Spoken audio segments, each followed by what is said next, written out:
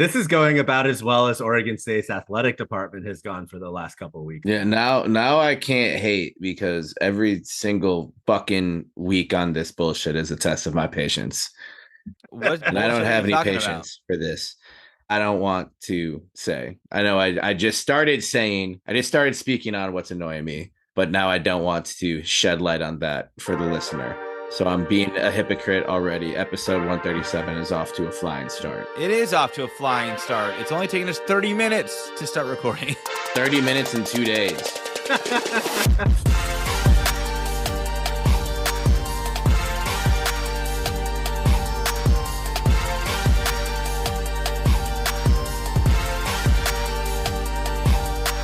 48 and a half hours. 48 and a half hours. Sorry that this episode is coming late, but things kept getting in the way.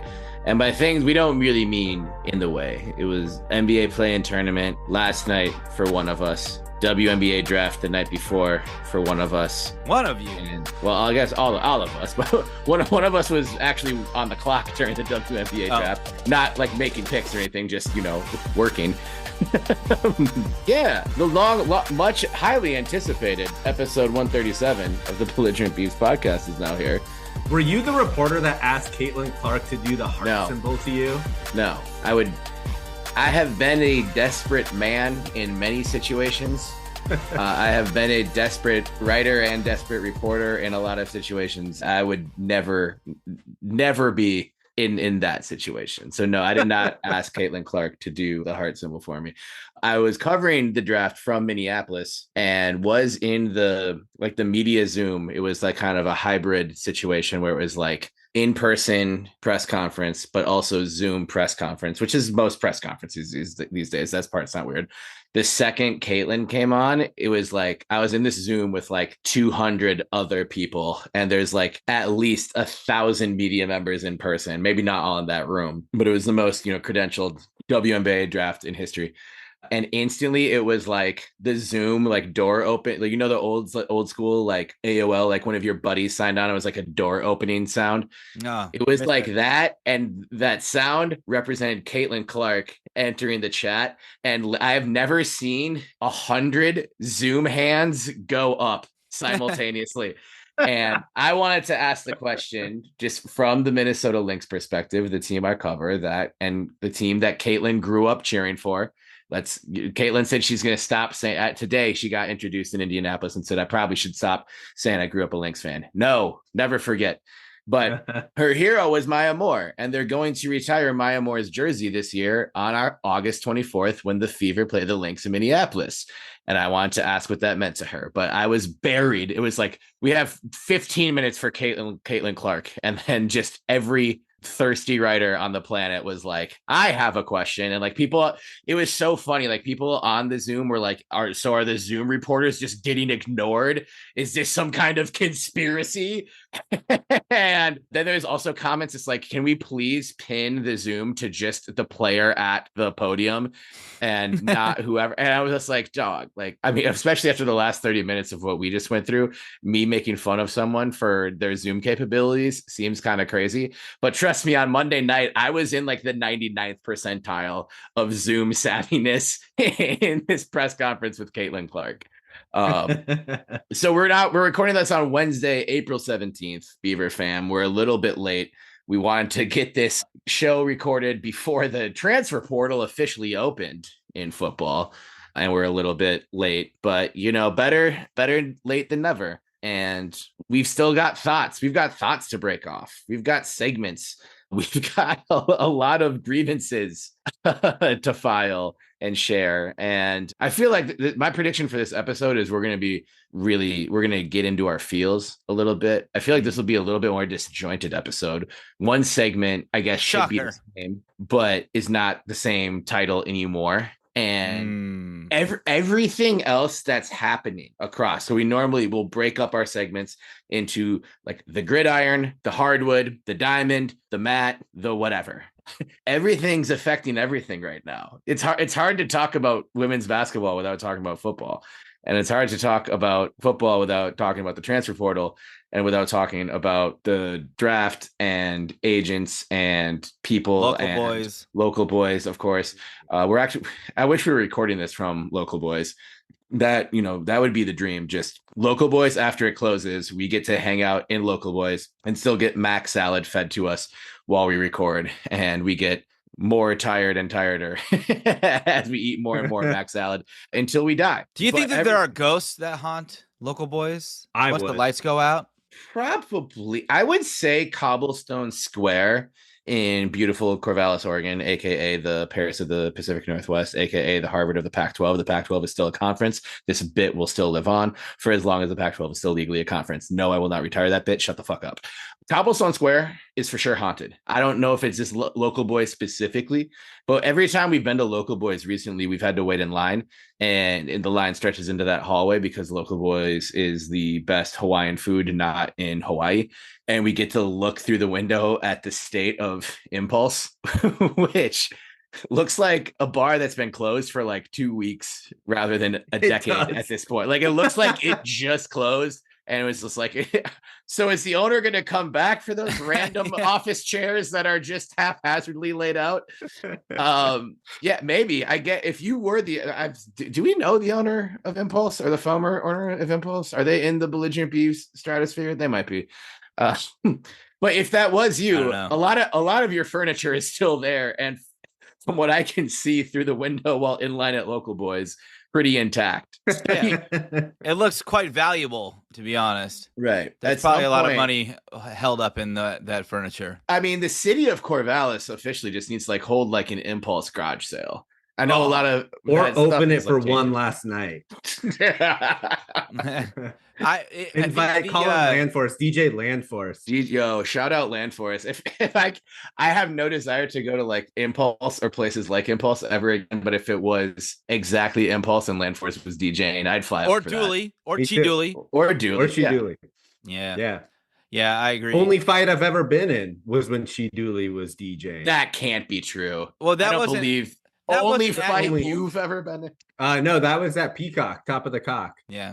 Well, other than like an 8th grade scuffle, I talk a lot of shit, but you're a pacifist. Yeah, I don't fight typically. Right. You're verbally violent but a physical pacifist. That's right.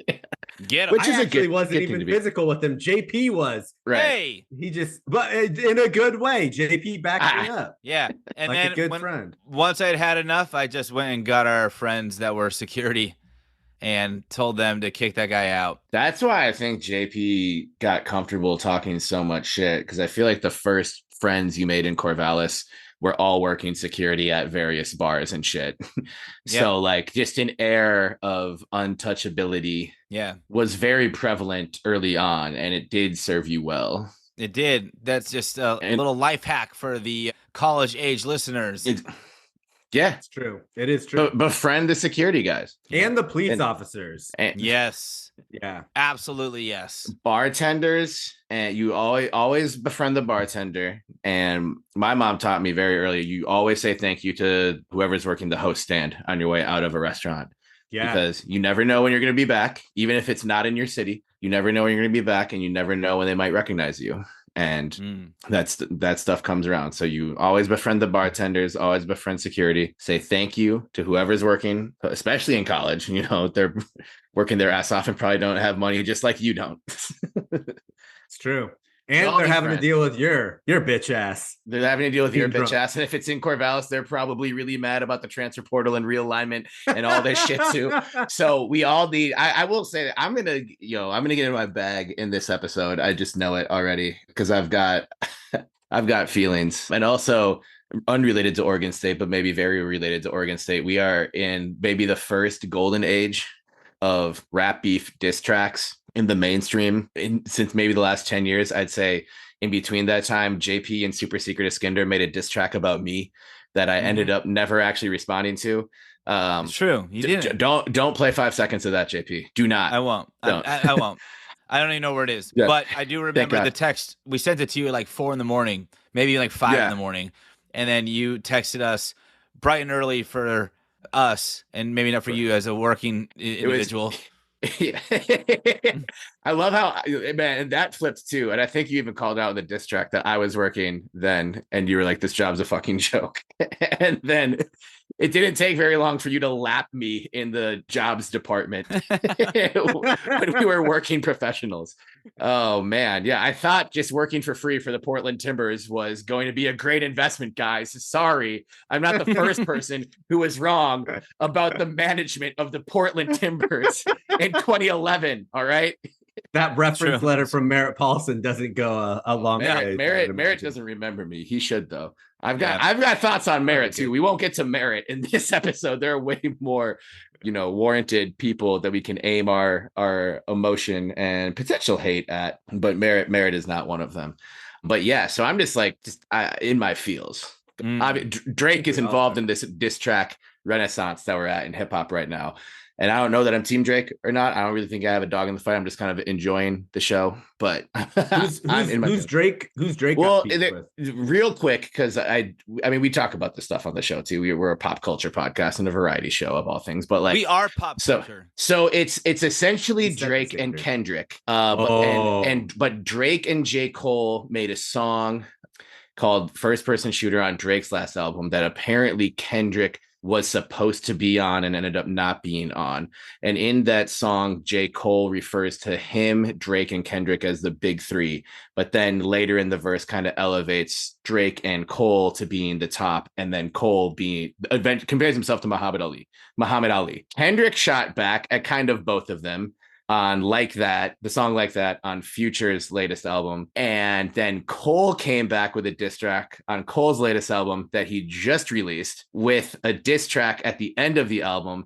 And then at his next live show, apologized for the diss track because he felt so bad about it, and then took the diss track off streaming. And you never see me do that. Not with your diss track. I don't, of course not. But also, I think that's the first apology for a diss track in the history of hip hop. So people are like, what do we even do with this? And Drake shot at Future and Kendrick recently, like a couple of days ago. And now people are awaiting Kendrick's response to Drake. So that's a very kind of surface level update. And this new era is soft. I think the new era is soft too. I am Team K Dot on this. For sure. Yeah. I've always preferred Kendrick to Drake, but I'm not gonna front and be like I don't like a lot of Drake songs. Yeah, I agree. And also, so Drake, like Drake, I think Rick Ross caught a stray or something in one of Drake's disses, and then immediately after Drake's diss track came out, Rick Ross released a diss track. It's not Champagne Problems. That's a Taylor Swift song. Sorry for bringing up Taylor Swift, JP. But yeah, just look this, shout out the Joe Budden podcast. Poppy. That's what's keeping me up. Well, it's because Drake is Champagne Poppy, and I'll figure this out. Give me 1 second. I love that Rick Ross is a farmer now. How can you diss that guy? He is. You haven't seen his farming videos? He has no. Dude, he has cattle and other animals. And I love Rick Ross. Dude, the videos of him introducing cows to his farm, he hugs them and tells them how much he loves them.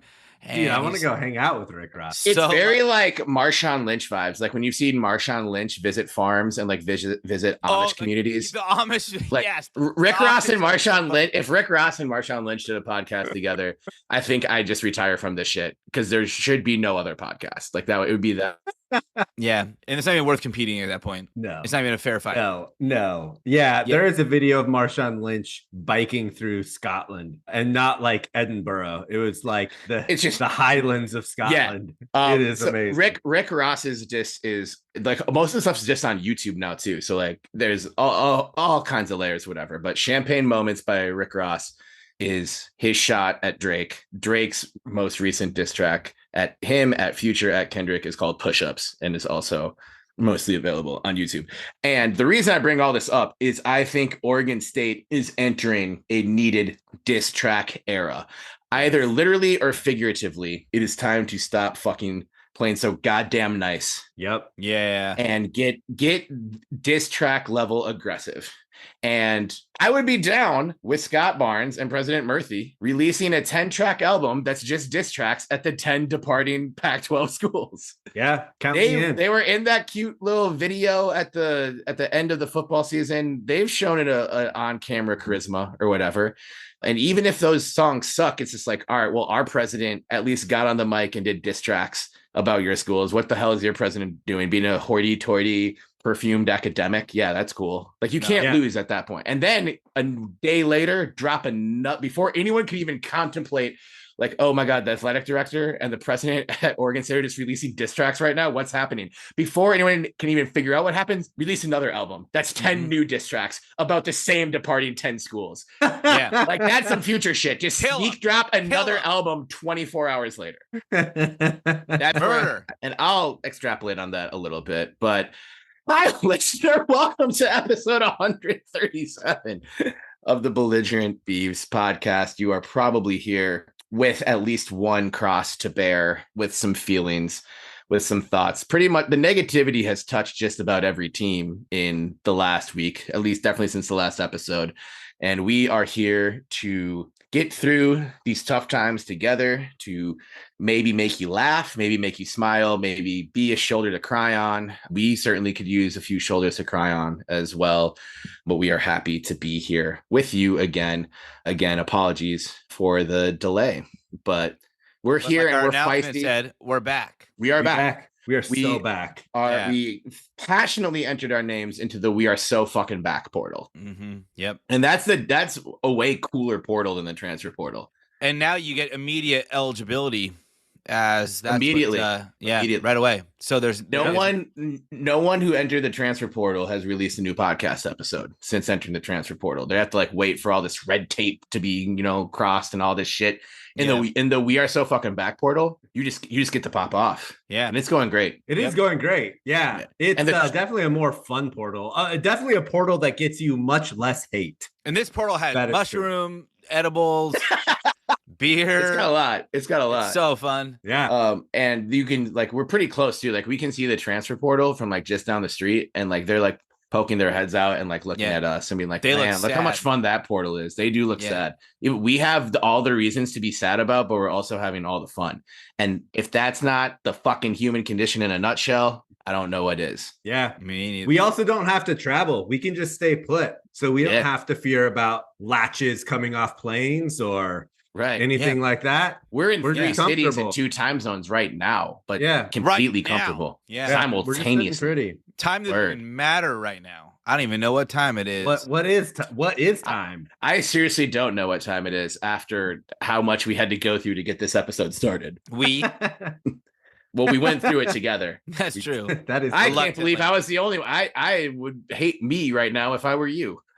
No, I just hate your microphone. Yeah, it's supposed to be a nice microphone. Is it because the microphone is way nicer than the laptop? Is that the issue? That could be part of it. We don't need to unpack this, but yeah, it might be. It's hard. It's being a human today. It's getting all these things to be in conversation with other things and to align with other things and to be adaptable. The moon aligned with the sun. The moon aligned with the sun. Exactly. Yeah. To quote the Joe Budden podcast, Mercury's in Gatorade. Wait, what? Mercury is currently in retrograde. Mercury's in Gatorade. They were talking about the J. Cole apology. What is this? All this weird stuff happening. And I think it was Ish on the show, but it was hey, they said it. Mercury's in Gatorade. And I was I'm stealing that. It's not going to be like this forever, Oregon State fans. Right now, Mercury's in Gatorade. Yeah. Hey, have you guys ever tried Prime? Amazon? Amazon no. Prime, Coach Prime, Prime numbers. Like the hydration drink. They have a hydration and drink. I'm a liquid IV person, but I've had liquid IV. I'm open to. Yo, my kids love Prime, and it's a thing that the middle schoolers love, and it's I don't even know. It's a competitor to Gatorade in a sense, or is Powerade still a thing? And there's another one that I think Powerade is a thing. Goat vitamin water. Isn't Goat the Jerry Rice like vitamin drink thing. Hey, Dude, I would not want to drink something called goat. I was gonna say, even if you are a goat, you can't make a drink called goat anything. There's just too many possible connotations of a liquid that I don't want. It's Logan Paul's. That makes me really not want to drink it. Yes, dude. But I got to tell you, I've been trying it, and wow, it tastes so good. They have an ice pop flavor that's like, like you'd get like an ice pop from the ice cream man, right? The red, white, blue pop. The rocket pops are fire. Yeah. It tastes just like it. Wait, so sweet. Does it hydrate you, or is it like packed with sugar? No, there's no sugar. There's no sugar. Okay. Yeah, that's the kind of the part where I'm like, yeah, sure, kids, just drink it. I don't care. Did you guys ever fuck with All Sport? It was like kind of like Gatorade. It had so much more sugar in it. I think there was a moment when we were kids where I think it was like maybe a little bit more popular than Gatorade, but then I think one personal trainer probably actually looked at what was inside it and was just like, this is just soda. this is just a squeeze pop. I remember going to like basketball camp as like a second grader, and my parents just like sending me there with like a 64-ounce All Sport and be like, this will keep you energized and ready.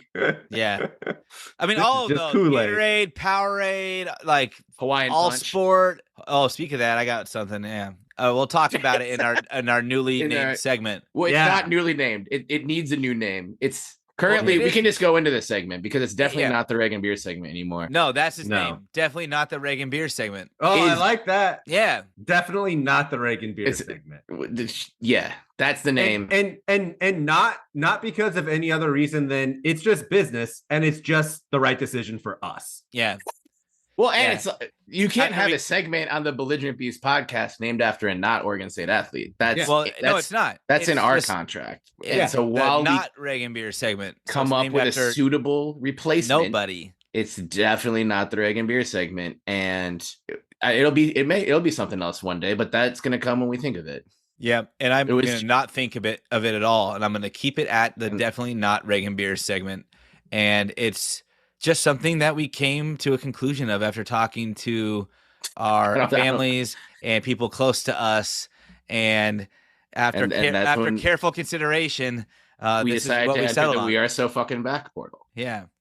And while in that portal, tripping out on whatever is available in that portal, which is just a massive array of goods, we decided that the name would be the definitely not Reagan Beers segment. Definitely not Reagan Beer segment. Yeah. So what are you guys drinking tonight for the definitely not Reagan Beer segment? Ben, can I go first? You want to go first? I was going to ask if you want to go first, if you want to go last, but since you want to go first, you can go first. And this is I don't know if you actually had a beer during the 2-year run of the Reagan Beer segment. Yeah, he did for a while. He did, but he would he would milk the six-pack for a month and a half. Nick Cossey was before Reagan Beers played at Oregon State, though. It was just the beers segment back then, and then we got a player named Beers, so the name changed. The show is older than the Reagan Beer segment, so it was just for like about the first 6 or 7 episodes. It was just the Ben drinking and Nagasi.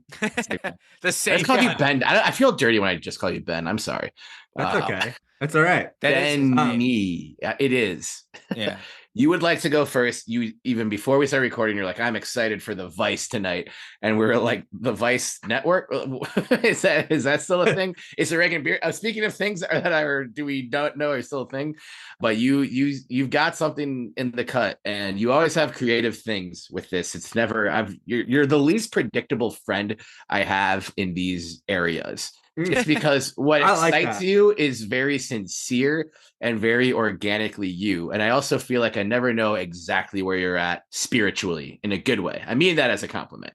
Well, I really appreciate that. Also, not to start this segment off on a downer.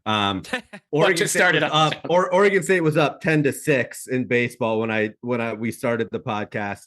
They gave up 4 runs to tie it in the bottom of the 8th, and Nevada just walked it off with a home run. So that's the mood we're in. Yeah. So that's the vibe for tonight. So today's a special day. Today is the day that I am trying my own personal grown weed. Whoa! Look at those. Oh shit! Right now, so Benny Blaze. This I just picked off the plant, so I can't smoke that. I do have some in here. So I'm going to try it. Is this your first hit? This is happening live. This is my first hit of weed that I have properly dried. But you didn't. So you haven't tried. You haven't gotten high off of your own supply yet. This is the first hit that's happening. Basically yes. Yeah. For all intents and purposes, yes. He had to test the waters, though. You can't. Oh my God, he's going. You can't just smoke something that you. No. He had to have tried at least something. No, he didn't. And even if he did, we're gonna lie about it because this is more dramatic. That was a deep hit. Why are your eyeballs rolling? The smoke he blew out just like made the formation of the flying beaver shark logo. What does that mean? That was sick.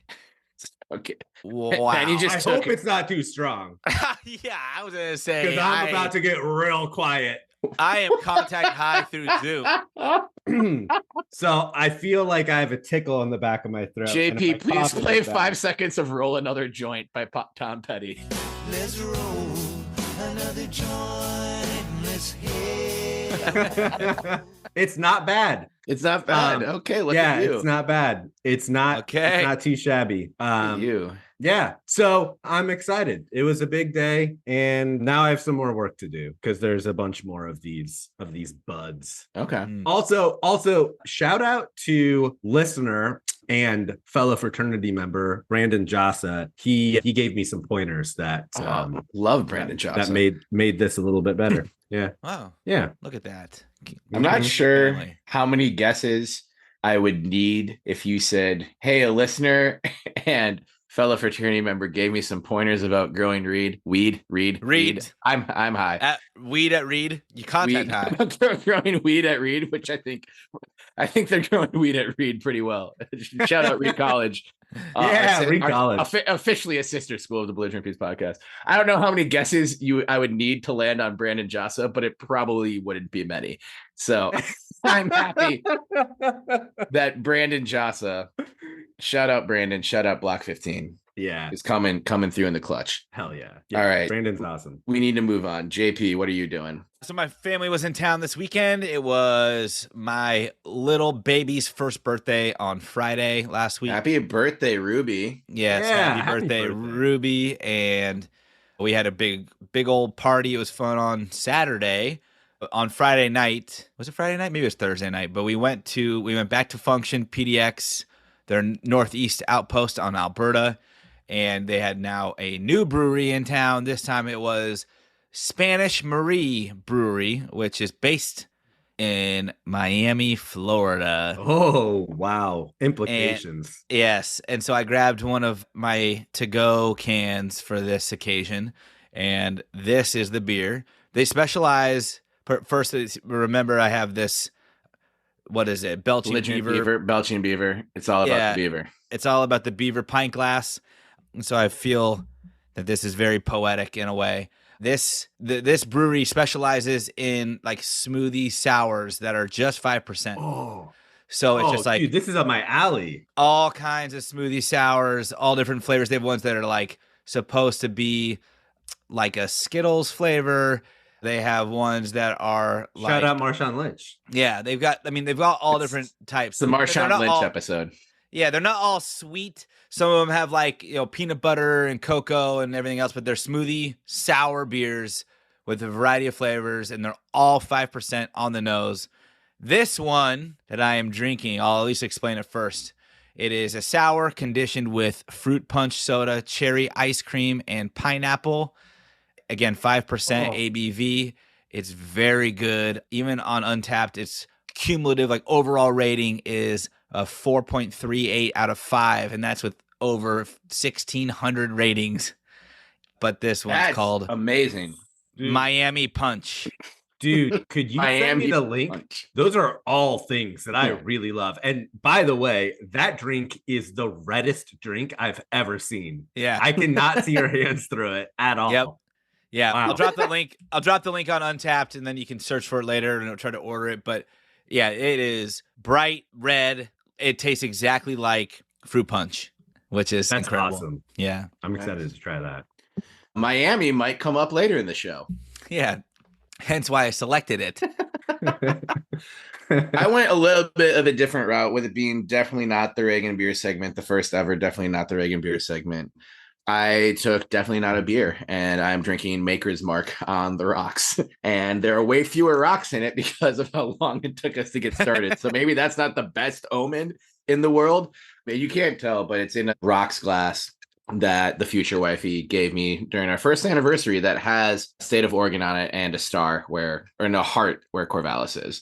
But there's so much condensation on this damn glass now from all the rocks that have been melting that you can't even see it at all. I do have my traditional hams here, but the official beverage is just Maker's whiskey on the rocks because it's to the point. And this episode is going to be to the point now that we've danced around the point for 35 minutes. What point are we going to make? No idea, but we're doing it. But hit the ad. Before we hit the ad. Oh, okay. Fine. I have a question because you brought up your anniversary, Terry. So to JP, the question is, do you celebrate with Annie your dating anniversary? And to Terry, are you going to celebrate your dating anniversary with Sam? We acknowledge it after the fact, usually like, oh, wow, now it's been officially like 12 years that we've been dating, but we don't really have it on the calendar. Yeah. And same goes for like when we got engaged. We acknowledge it once it's passed or like, once the day has arrived. Mm-hmm. But we don't proactively put plans in place to celebrate those occasions anymore. We did, but yeah, we just focused on our anniversary from our wedding at this point, which will be 10 years in August. Congrats. I can't believe it. 10 years. Congrats, man. That's awesome. Thank you. Very cool. Nice. Don't you feel old? I do. I always feel old. I still have those socks. They're 10 years old now. So yeah. They definitely look 10 years old now. They don't really. Mine do look 10 years old. I can't remember the last time I wore those socks. I still got the Schwoods though too. Oh, that's pretty good because my Schwoods broke twice. Mine broke, but within like 2 I don't years. know how many times I've worn them since the last wood glue application. But I still got them. They're still in the drawer. Damn, Schwood is still in business. I mean, they don't do as much Good. wood framed, I don't think, but they definitely have a lot of like wood accented glasses these days. That's even cooler. Benny, the answer. Schwood founders, by the way, are Oregon State grads. Fuck yeah. Are they actually Oregon State grads, or will we just say they're Oregon State grads? Are they Utah grads for 50 episodes and then find out that they're Utah grads? I don't know. At least they're related to Oregon State grads or something. But it definitely feels like more like an Oregon State type product than a Utah product. So I think that's safe. Benny, to answer your question, we have, of course, thus far celebrated our date-iversary. And I think the wedding anniversary going forward will be the main one. And I think we're close to figuring out what date that will be. We can. I'll let you guys know about that offline. June 9th. It's gonna. Pretty close. Not quite, but pretty close. Well, then you got to change it to June 9th. That's 69. Such a nice day. Yeah. Even if it's not a nice day, it'll be a nice day. Oh man. And then we talked. Pressure's on. We were thinking like for bachelor and bachelorette parties, Sam was like, would you be mad if my bachelorette party is the same weekend that we got engaged? And I was like, no. And it's like, okay, so I guess that's going to be maybe an anniversary that we acknowledge, but like it isn't staked into the calendar and like blocked off of things. But I imagine the date anniversary still will, because I'm proud of that. It's a good time. Okay, that's interesting. Yuri thought that we should recognize our date anniversary, and that was after it passed, so I felt bad. But I was like, hey, listen to somebody that has experience. You don't celebrate that once you've been married. Hey, you can. What about sex anniversary though? I feel like that's an important one. Well, what came first, Terry? Oh. That is a question. I think that's an important question. Yeah. So date anniversary for us came first. You make it very obvious. I suppose that's not always the same time. Yeah. You definitely lay your cards on the table. Loser. You lay your cards on the table when you tell people you're celebrating got to your know her sex first. anniversary. What a noob. And then 3 weeks later, you're like, we're celebrating our date anniversary. Yeah. I mean, I don't think you need to be very public with the sex anniversary. Like that's just, that can just be an internal thing. And that if you tell like you're like, oh man, like tell your children. None of those, thankfully, at the moment. But it's like if like, oh man, yeah, we're having intimacy problems right now. It's like try celebrating a sex anniversary. I don't know. That's the one piece of advice that I have as a non-professional sex therapist. If that doesn't work, then talk to someone who knows more than I do. But yeah. Or just more Belligerent Beefs podcasts. All those virtues. Sustain happiness the rest of your life. Exactly. And we are thankful for everyone who will listen to the Belligerent Beefs podcast, but we are the most thankful for our friends at Seamheaded, who are proudly sponsoring this episode of the Belligerent Beefs podcast. Baseball season is in full swing. See what I did there? Nice. The Twins fucking suck. Travis Bazzana just got hurt. So I am already cursing baseball's name on April 17th, which is not the best sign. But the season's not over until it's over. And at Seamheaded, baseball season's never over. So check out our friends at seamheaded.com for the best in apparel celebrating the heritage, spirit, and history of America's pastime. Shirts, shorts, pants, leggings, jeggings, batting practice leggings, all kinds of shit. Fanny packs.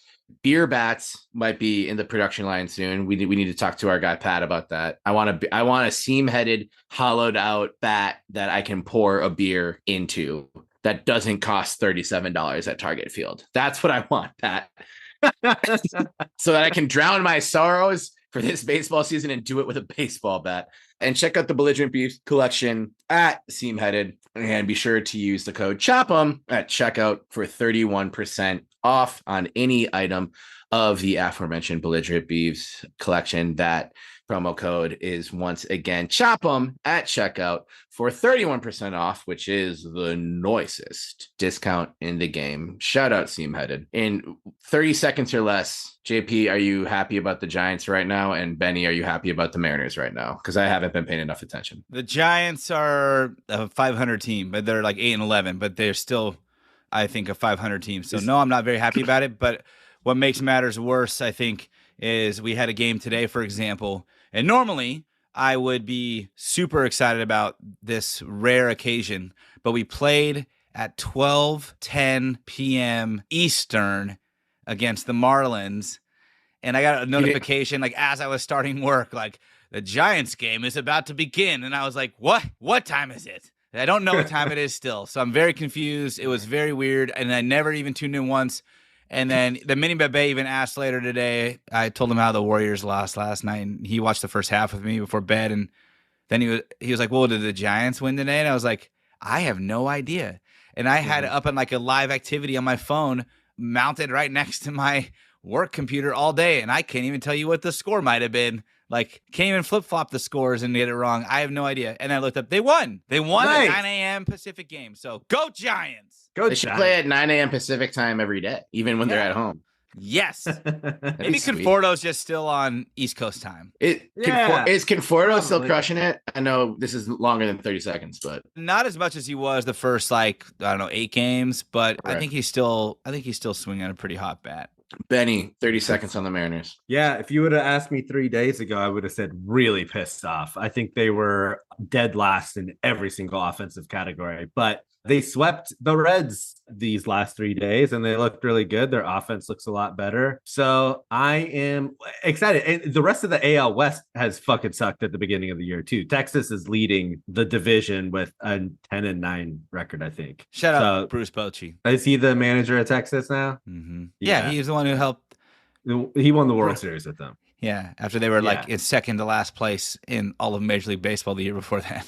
Yeah. Before he joined them. Yeah, it's been a tough couple years for the Mariners being in that division as they've produced the last 2 World Series champs. But yeah, excited. Cool. We've been to 2 games already. They've lost both of them. We haven't. I've been to 2 games and they've lost both of them. We've been to a lot of Mariners games and we haven't seen them win since we were at that playoff game against Houston that went 18 innings. Wow. So it's been a while. So wow. Yeah. Speaking of L's, the Twins suck. Oh yeah, not that. That's your 30 seconds. It's at 3 seconds because you guys went over 30 seconds. So mine. Yeah. 1, 2, 3. The Twins suck.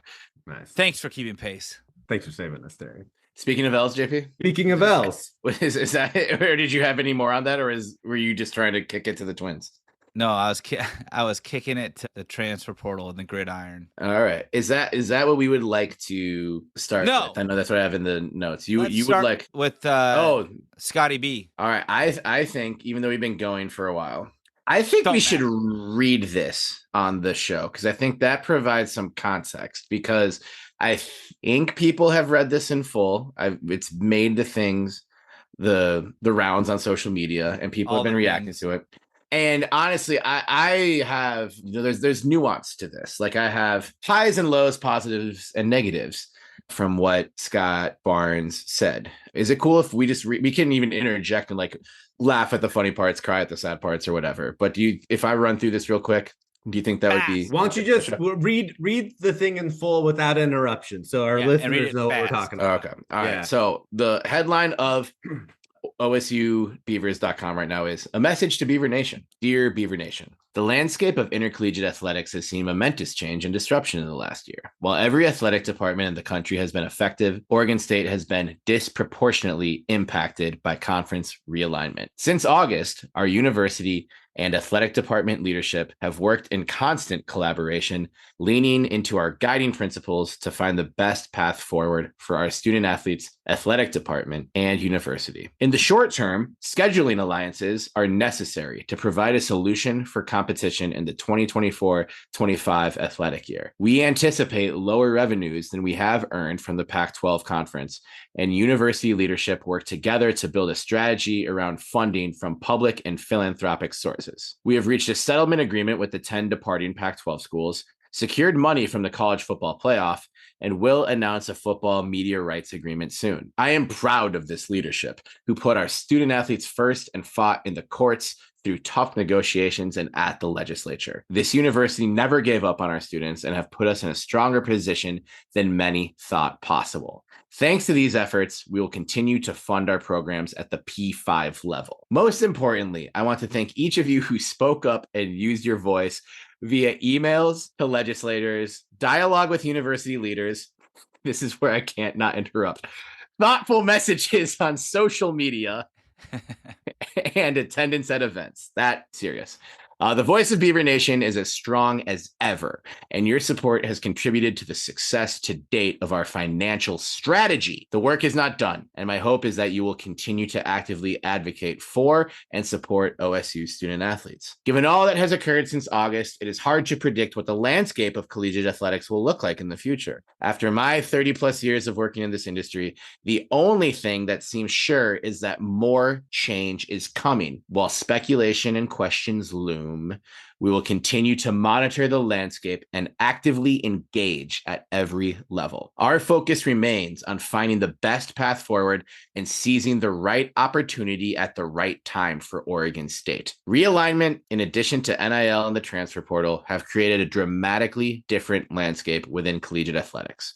One in which we must be nimble, adaptable, collaborative, and relentless. As we continue to navigate these challenges, there are still many incredible opportunities for our student athletes to prosper and be successful on and off the fields of play. We are doing things the right way, the Beaver way.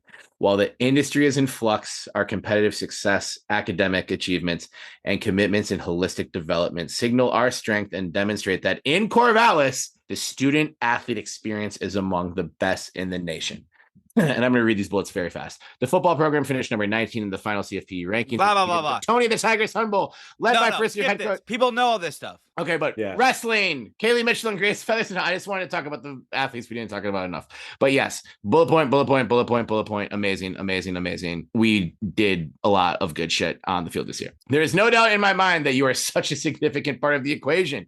You have continued to show up as alums, donors, and fans, sharing a passion for a common cause that brings people together like nothing else can.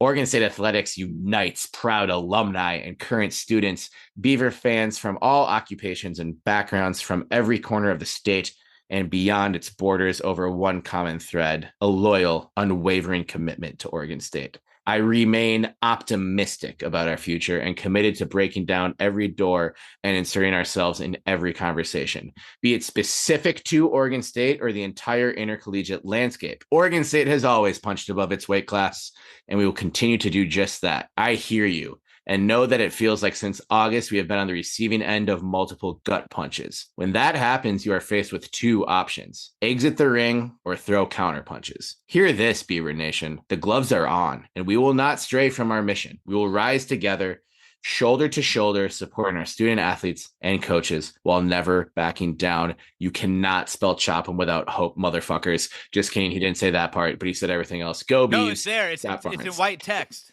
Yeah. Select all on your browser and you will see that you can't spell chop 'em without hope, motherfuckers. There is, first of all, like, okay, this is just the thing that athletic departments do, is release statements like this. There are parts of this that I like. There are parts of this that I don't like.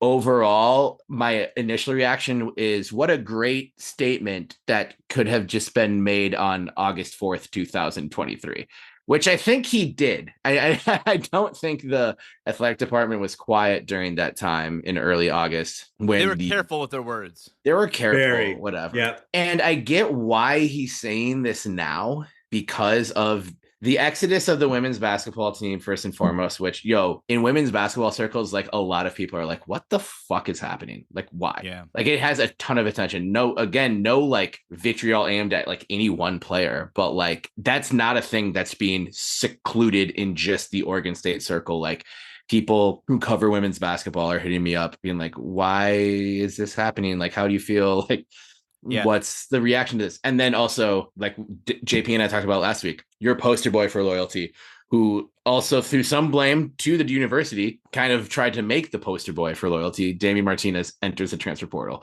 So I can see why in the offices at Gill or wherever they are these days, we're like, we need to release a statement.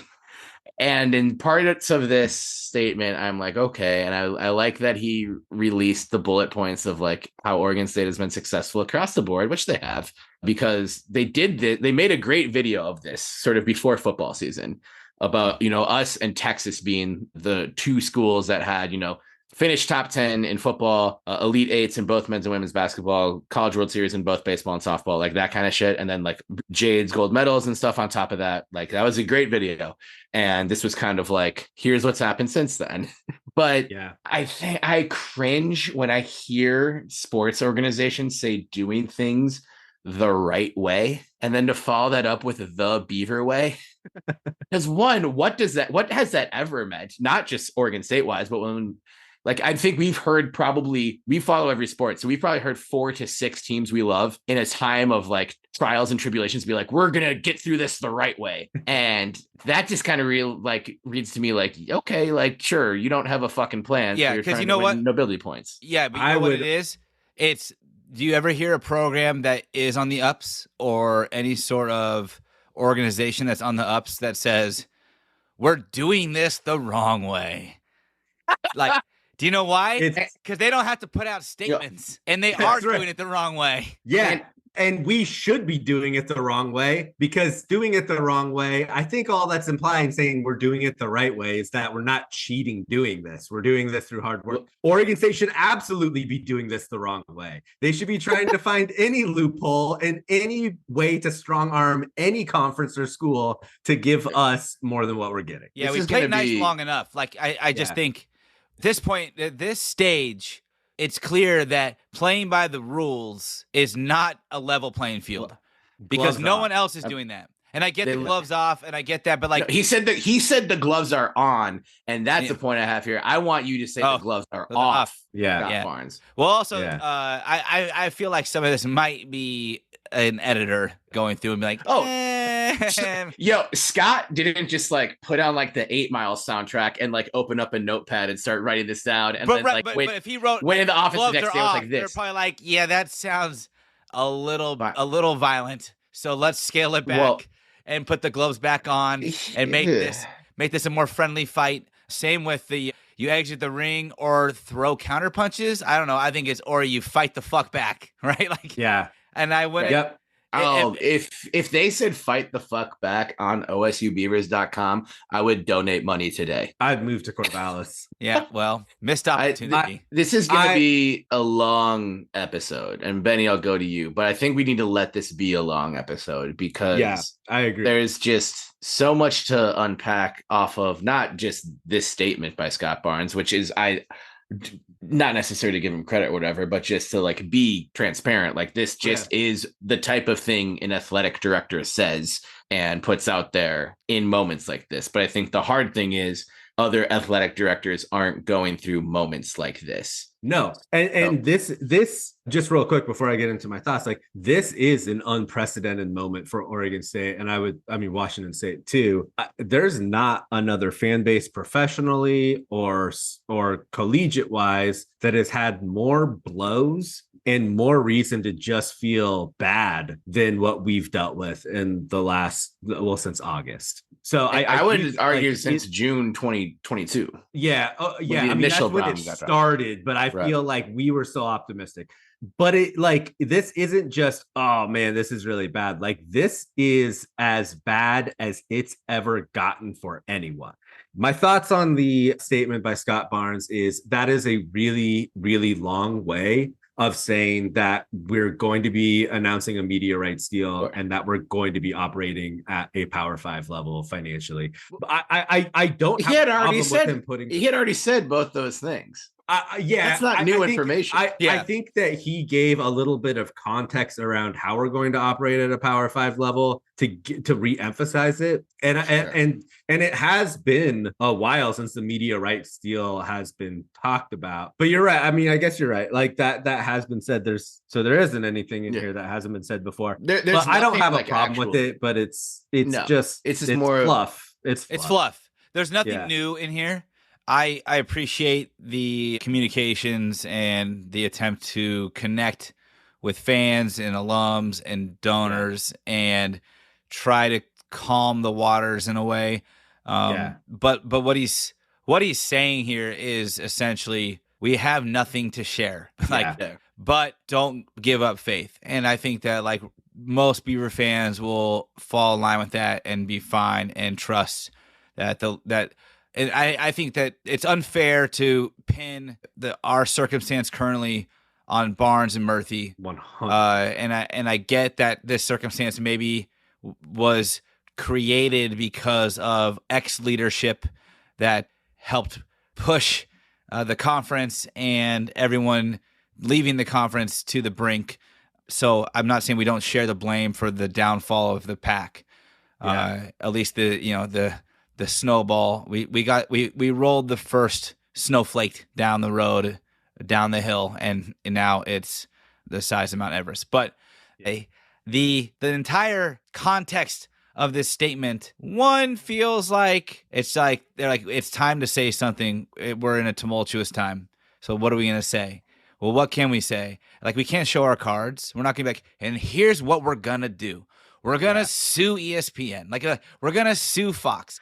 We're gonna burn down the buildings. Yeah, like you can't put that on the table, even if it was in the cards. So, I mean, Terry, I know I would love to see it. Don't get me wrong. I would love to sit here and be like, hell yeah, burn it down. Let's fuck them all up. Take the gloves off, Scotty B, and I'll be right there next to you, bare knuckling and ready to roll. With security nearby, just in case anybody. The same security guard from Peacock who's been defending JP since spring of 2007. I agree with a lot of that, and so I think my least favorite entry in this is that we're doing things the right way, the Beaver way, and then just move on. My favorite part about this is that he did not say built, not bought. And I'm at the point now, and I don't want to disparage anyone. I don't want to diminish anyone's relationship to this athletic department or whatever, but I don't want to hear built, not bought ever again. Yeah. I don't think the built, not bought mentality is the reason for all of this, but I don't think it's helping at all. And I also don't think it ever helped. I think it's kind of foolish to think about. And I think even now, this week, the week of Wednesday, April 17th, 2024, specifically, when there are motherfuckers screaming built not bought at Duck fans on Twitter and are also in Jensen Huang's mentions begging him to donate money to the athletics department. What the fuck does it even mean anymore? I don't think it meant anything in the first place. I think we can all admit any college athletics program worth its salt does a good job of building and buying. And that was true before NIL and before the transfer portal and all this shit. Yep.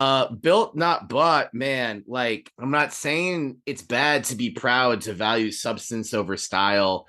I would just argue it's never meant what it was intended to mean, and that attitude has not been enough of a needle mover. Yeah. And not it also doesn't.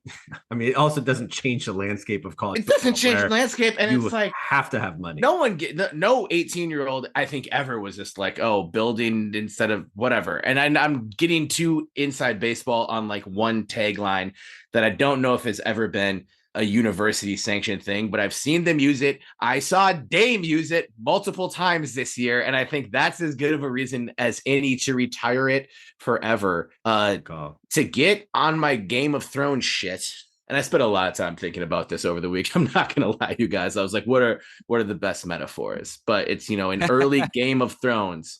Built not bought isn't a strategy or a personality, and it's not even a way out of this mess. It's just a story that we have told ourselves over and over and over again until we forget that it's a lie.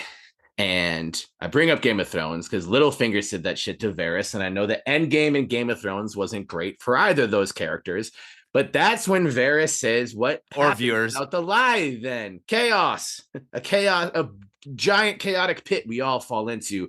And that's when Littlefinger claps back with maybe the hardest bar in all of Game of Thrones. Chaos isn't a pit. Chaos is a ladder. It's not the time to sit here and be proud, because it's always been harder to be a Beav. Bill Oram wrote about this in a great column a few weeks ago for the O. It has always been hard, but it's never been this unfair. It has never been this unfair, and bitching about it being unfair and making excuses is just going nowhere.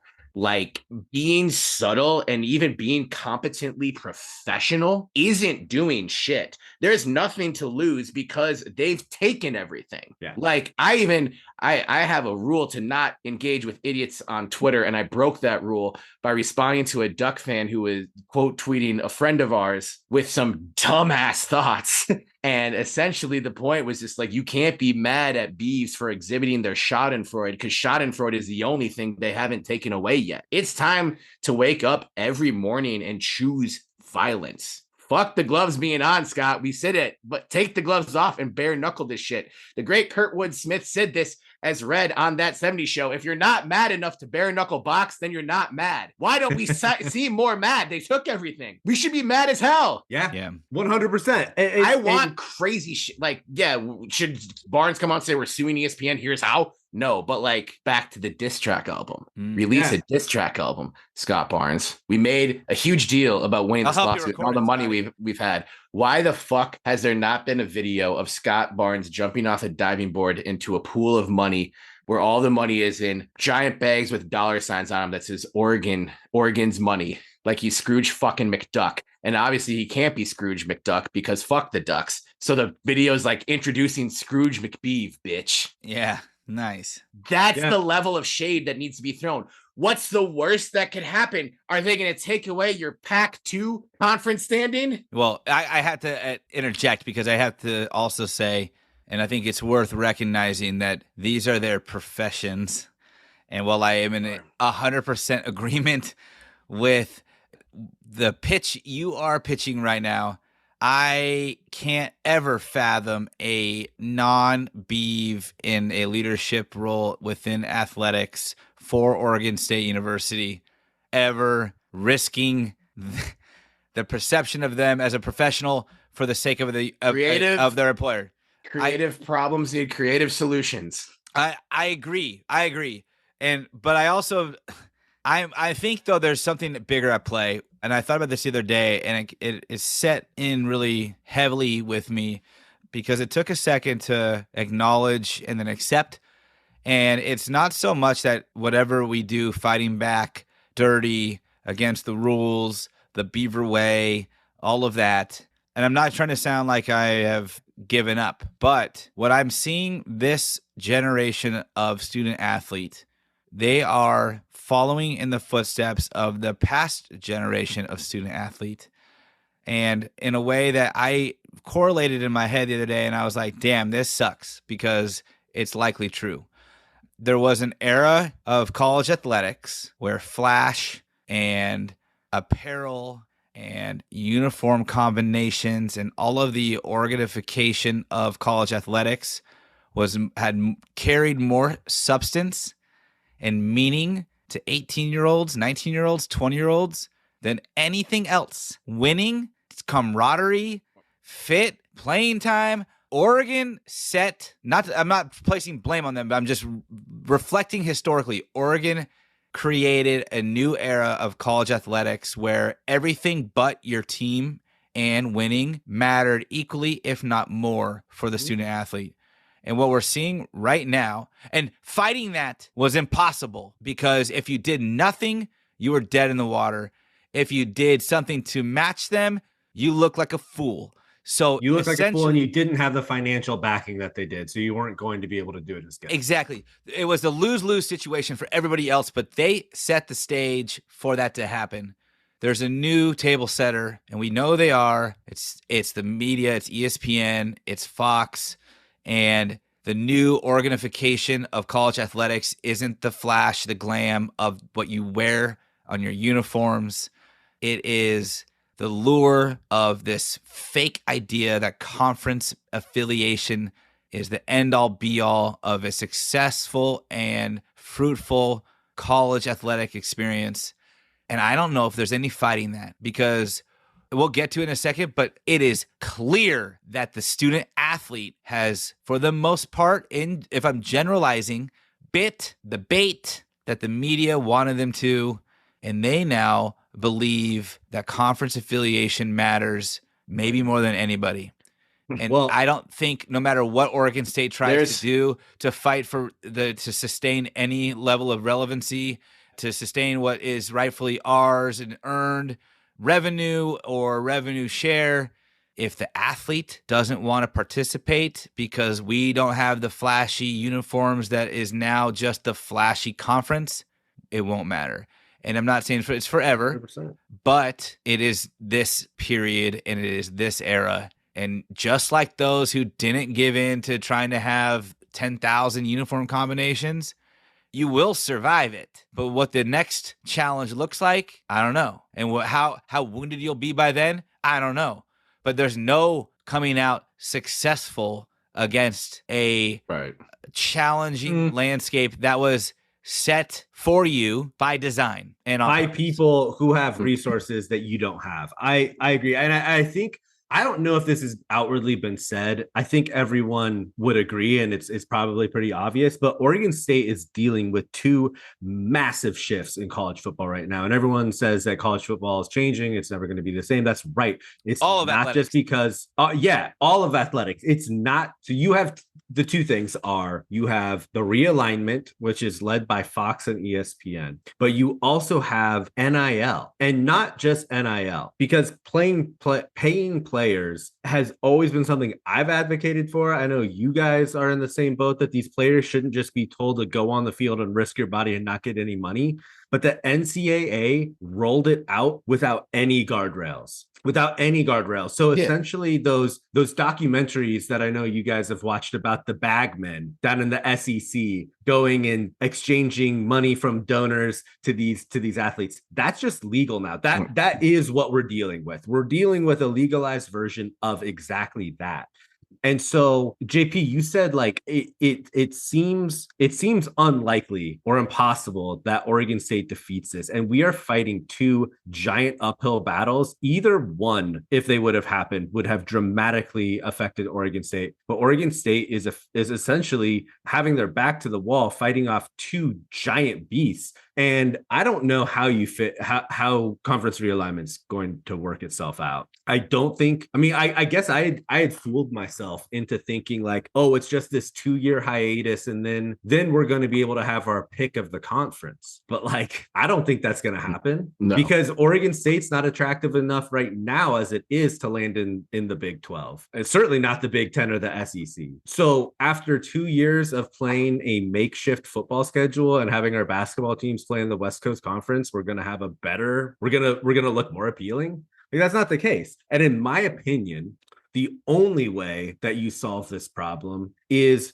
through NIL. So using one beast to defeat the other. And that requires a lot of money. And that's why I was on Twitter advocating for Jensen Huang to pony up a little bit. Yeah. Right. And I think I wasn't trying to come at you for like I would love money from Jensen Huang. So and real quick, I agree because that's our only thing in control. And that's why I agree with you 100%. That's the only thing we can control ourselves. And I am not past groveling at his feet. Like, look, do I expect him to donate? No. If he doesn't donate, am I going to take a disown him? No, I'll absolutely respect that decision. It's his money. He can do what he wants with it. I don't think it's crazy to ask for it though, because how else does Oregon State win? They don't. They have to buy these players' loyalty because that's what you're doing. You can't buy it. Loyalty. It just got proven they can't buy it. That's there's a massive but you premium. No, there's a premium on it now because conference affiliation matters to athletes because they have bought into what they've been fed, that if you're not playing on the biggest stage, it's because you're not playing in the SEC. It's because you're not playing in the Big Ten. And a lot of that's bullshit. It is bullshit. And it's 100% bullshit. In our next segment.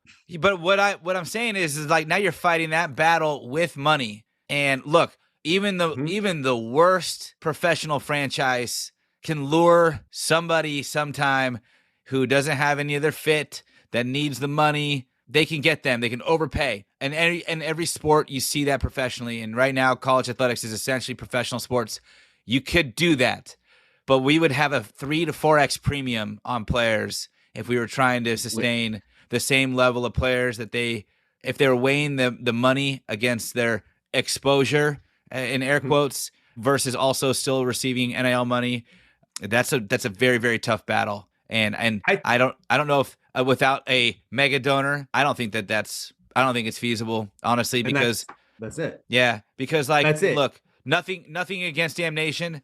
Nothing against everyone who's contributed. I myself have contributed. We all together contributed. And we collectively, as an organization of a podcast that is a formed LLC, has contributed in one way or another to Damn Nation and or directly to an athlete or athletes through NIL. Yeah. And it doesn't matter because when we bundle money with our offering currently with the landscape of Oregon State's perception and conference affiliation, it is incomparable to a school that goes, we're in the Big Ten. We'll offer you close to what you can get. No problem. It doesn't matter is essentially the thesis of where my attitude has gone. Like they can't take anything else away. Like they could, if they could put rope caution tape around Reser Stadium, like that's about it. They've taken everything else away. And yeah, I'm not trying to beat this metaphor to death, but when push came to shove, and it had been years, and he kept getting poked and kept getting poked and kept getting poked by Jay-Z, Nas didn't sit around and fucking pout. He fucking wrote Ether.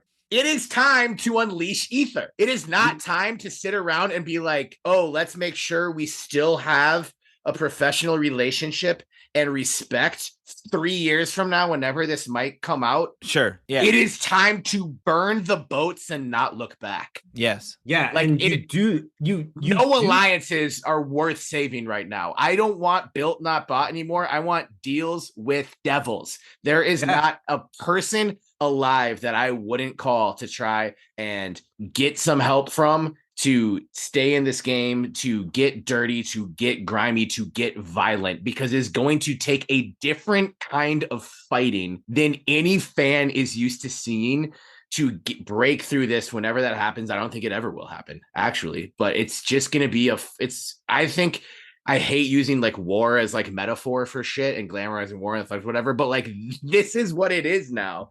And being like, oh, we can't come too hard at ESPN because like we want them to like us 5 years from now and maybe we'll be in a different situation. Man, fuck them. Yeah. Burn shit. But light a match and me blow the joint. But let me ask you this, because I agree with you. Like that has to be the mentality. If I were Scott Barnes, I would burn down ESPN literally. But I'm not Scott Barnes and he's not going to do that. So when you say burn it down, burn the ships, like I agree with that, but I don't see in this metaphor what burning the ships is other than whining and dining and 69ing the CEO of NVIDIA. There's no other way. There's absolutely no other way. There is no other way. But like I think, and Canzano has posted this a bunch, like in not an exact idea, but like the Pac-2 needs to be very aggressive and needs to get like marketing professionals in who are effective in this modern climate in there immediately. You have to have a Pac-12 media days this spring and summer. Like you have to. You can't just be like, we're barely a conference. We can't. We shouldn't do it. You have to spend the money to do it. Incredibly important. And now this like the optics, you need to just be like, we're here, bitch. Fuck you. You need to yell that to every human who exists on the planet, not just college football, universe, domestic, whatever. Like you need to be as creative as possible. And there needs to be zero hesitation of people. And my idea, Benny, NVIDIA is obviously the one. Jensen Huang holds cards. I would say, he's maybe not interested in athletics, whatever, but I also don't believe that it's possible to be a billionaire without an ego. He has a chance to stroke his ego and be a savior. That's the obvious one. That's like obviously the first. Barnesy should be calling Jensen every morning until his number is blocked. And then he should get a few more fucking cell phones to keep doing it, because that's what he's in his position to do. Yeah. Now, other ideas, though, to like more like grassroots, basic college football level, which is still important. You need to do things like that. And I need to know that this is a safe space and that we've been friends for a long time and that we love each other. And you two will still fuck with me, even when I share ideas that I know may not be popular within our community, within the three of us and whatever. But there is something of a Pac-12 financial war chest. It's not incredible when you stack it up to Jensen Huang's fortune or anything like that, but you have money to play with. And I think you need to be creative with it. I would call Pat McAfee today and be like, Oregon State football featured every day on the show. What's the number? And in the fall, it leads the Monday episode. What's the number, Pat? Pat has had internal battles with all the suits at ESPN and has won. ESPN doesn't know what to do with him. There's fucking strife at ESPN. I don't love Pat McAfee. He is literally best friends with my mortal enemy, and we won't say that motherfucker's name on this show. I hate that guy, but I'm willing to broker a partnership with a Pat McAfee in that space in a creative way, and to throw that money because, bookmarking it for future years, whatever, it's like, be fine. That's not going to move the needle at all. You need to get out there. You need to let the entire world know we got fucked by all of these dirty bastards and we're still here and we're not shutting up. What partnerships amplify that point? I'm not saying it has to be Pat McAfee, but that's what popped in my mind. That's the obvious choice. I'm down for that. Look, at this point, $2 million a year to talk Oregon State Football Weekly. It goes back to the built not bought fiasco. Like, look, we lost. Like the landscape is not what we wanted. You can't win with built not bought. Pat McAfee is that bot aspect of it, and it's not going to look pretty. And you talk about wanting to make look like I don't love the show. I despise his best friend, but I would pay for a shitload of airtime on that program. We've all been publicly vocal about him, but everyone would also agree with both of you guys and saying like you have to make a deal with the devil. You have to fight dirty. Look, like who's to say? And he's just one devil. I think we want to make a deal with the devil, but not that devil. Like what? Look, whatever fucking works. works at this point. Is what you have black to do. Market promotion. Whatever. Like, yeah, if it's Pat McAfee, and I don't think that's a bad idea either. Because look, there's both. They both have beef with ESPN. I think that there could be some commiserating, which could lead to some attention from bystanders who wouldn't be paying attention to it, and that's important. I have an idea, and if we're gonna just go down the route of groveling to societal public enemies, I think if Jensen Huang isn't interested in sports, and maybe he doesn't have an ego to stroke. I've never met the dude.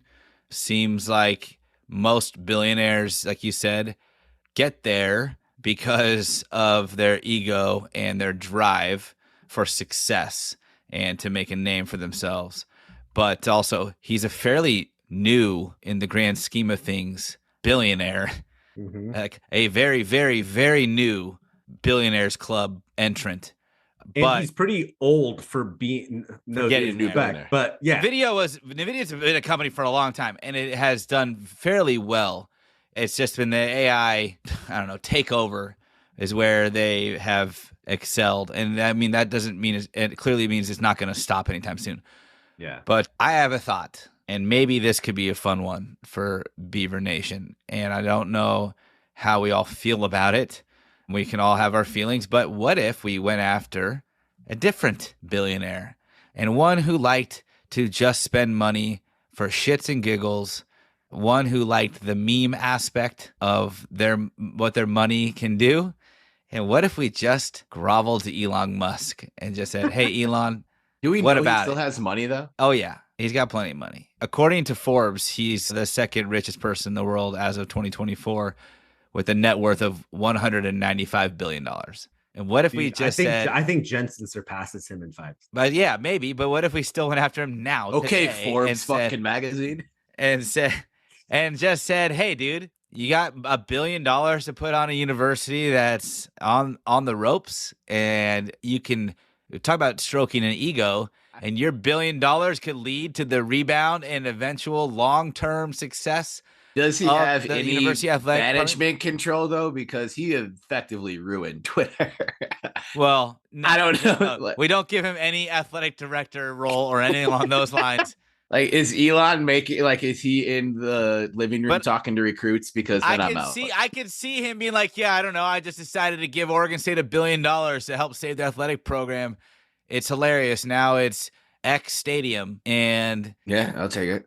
And he would want it to. He'd at least do it with the intention of wanting it to be the most successful athletics department of all time, right? Like, I don't think he bought Twitter to run it into the ground. I think he truly thought by putting his money into it, it would make. And we can say that about Twitter. If you go to x.com or twitter.com, it's still fucking there.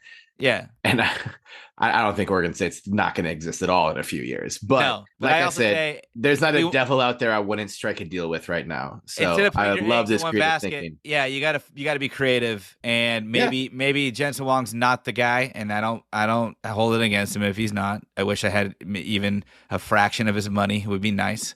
Maybe NVIDIA would throw us an belligerentbeeves.com/merch if you'd like us to help us get to Jensen Huang's fortune. There's a lot of cool shirts you can buy that can get us closer to 74B. But Elon Musk is definitely the guy who would do it for ego, for the meme, and not blink. I could see that working, because I don't know if Elon's up on college football. You could easily put a fucking 30 for 30 together, like an internal 30 for 30 on how Oregon State has been wronged by the recent college football realignment, present it to Musk and be like, you can be a savior. Hero. Yeah. And if anyone likes to stick it to the higher ups, it's Elon Musk. If you want to just say fuck you to Disney and fuck you to Fox, he'd be the guy to do it. So now I'm more convinced. Now I just remembered his war with Disney and Fox and shit right now. And okay, yeah, now I'm in. So I want Elon and I want Pat. So and we want Jensen still. We still want Jensen. Jensen, but I also want Elon and Pat. So here's something. Oh, man, I want to give credit where credit's due, because this was an idea that was shot at me when I was in the middle of my Twitter meltdown and asking Jensen for money and all that. But they had Oh, from The Natural on Twitter. They had mentioned that, so this is their tweet. They said, all the security and AI applications that can be used in athletics. I'd love for the Beav athletic department to be Jensen's playground. Everything from performance enhancements, predictive modeling to recruitment and ticketing. While we're at it, let's get an NBA LED court. Look, that's sci-fi, but it's also like not a bad pitch. Right. AI is obviously going to thrive with or without Oregon State's involvement. I recently finished the first season of Three Body Problem, and I feel like I understood like 8% of it. So like I'm in. Dude, AI is advancing really quickly, and if Jensen can, or just can't write my articles for me, then I'm good with it. Right. NVIDIA, I don't know. I mean, there might be something to that. Yeah, I mean, I don't think NVIDIA has done anything with professional sports at all yet. I can't think of anything. And to use it, like, I don't know. I don't know how I feel. Like the Reeser family gave a lot of money, and I don't want to take anything away from them. But if they had NVIDIA Stadium, thanks. Yeah. If they had NVIDIA Stadium that was NVIDIA's offering $10 billion. Like, how much more do you have, research? Yeah. All right. You're still in the $100 million range. Okay, cool. You have this concession stand at brand new Gill Coliseum Galactic Arena. .ai. Look, like, I think what we're all saying is money is going to solve this problem, and it's only money that is money in creative places too, though, where it's like, or just money to burn, like Elon. The Elon Musk thing's a great idea, but it's also just like the reason I thought of, like, you could probably get in cahoots with a person like McAfee or any McAfee stand-in, or like fucking like Stephen A even came up in my mind. Stephen A does his own YouTube show where he effectively crucified Jason Whitlock recently. That had nothing to do with ESPN. I don't know what you think about Stephen A. I've always kind of just like entertained by him, you know, in small doses, whatever. But it was hilarious to see him on his own YouTube channel eviscerating Whitlock, not on network TV, so that he could swear. Like, I've heard Stephen A just like screaming on First Take for like 30 years now, essentially, whatever. But for him to be on his own YouTube show where there's like no censorship, whatever, and like looking in the camera, addressing Jason Whitlock like, you bitch. I was like, whoa, like, let's like get on the Stephen A show. Be like, hey, Stephen, like, this shit is happening to Oregon State right now. We'll give you $1 million a year to rant about this weekly. He might have it like that to where like $1 million show. I would love that too. We don't have $1 million to offer him, but like, I don't know, maybe we could play at his off part. We have personality. We do. The three of us collectively hate Jason Whitlock, so we could be in cahoots with Stephen A on that, even though he said, I'm never going to say his name again, but I would love for him to say his name again, and also say Oregon State's name a lot. Just be like, yo, here's an issue that's happening in sports right now. Oregon State fans literally don't know what to do. We talked about this last week. We talked about the week before. What is an Oregon State fan to do? And I think that is at the crux at everything. We're yelling about everything. We're texting about, tweeting about, crying about everything. It was said, show up, be loud, support the students, donate, do all this stuff. They did that. And then the teams won and they were good. And none of it mattered. It didn't matter in the long run. There's nothing a fan of this institution can do. It is the most engaged yet simultaneously helpless fan base ever. And someone with a big platform like a Pat McAfee or a Stephen A or anyone else out there, Belligerent Beavs podcast. Or Belligerent Beavs podcast, which people always mention those three entities together. We know that. Or billionaires. It is a human interest story. And if the person says no, what do you lose? Nothing, because you have nothing to lose. At this point, they have taken away everything. Mm-hmm. If you humiliate yourself, who cares? Hey, your conference fucking abandoned you. Yeah. You think it's like, well, we don't want to look like even further little brothers to U of O and UW if we beg Stephen A to talk about us and he says no. Who the fuck cares? Shoot that shot and then shoot 100 more shots. Yeah. And I agree that, you know, that like the way that politics changed, and I don't want to make the comparison I'm about to make, but politics changed in the fact that all of a sudden being outrageous and being crazy is acceptable. Scott Barnes needs to be the person that is that takes that leap, right? Like I sort of think that there is something to that, to go on the Stephen A show and say, you know, Phil Knight's money is pocket change compared to Jensen's compared to what the fuck we just got in this deal, Stephen. Fuck them.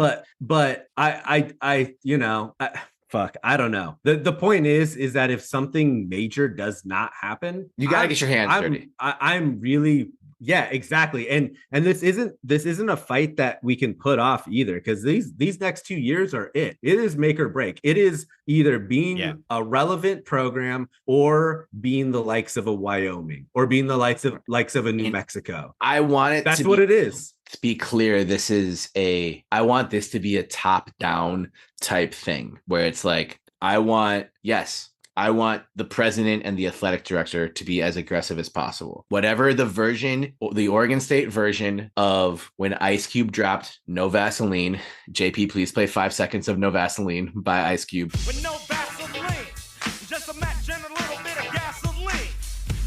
I want Scott Barnes to do that shit too. But this is also like, man, fuck Oregon State baseball losing tonight and Travis Bazzana potentially being out for this. Whatever.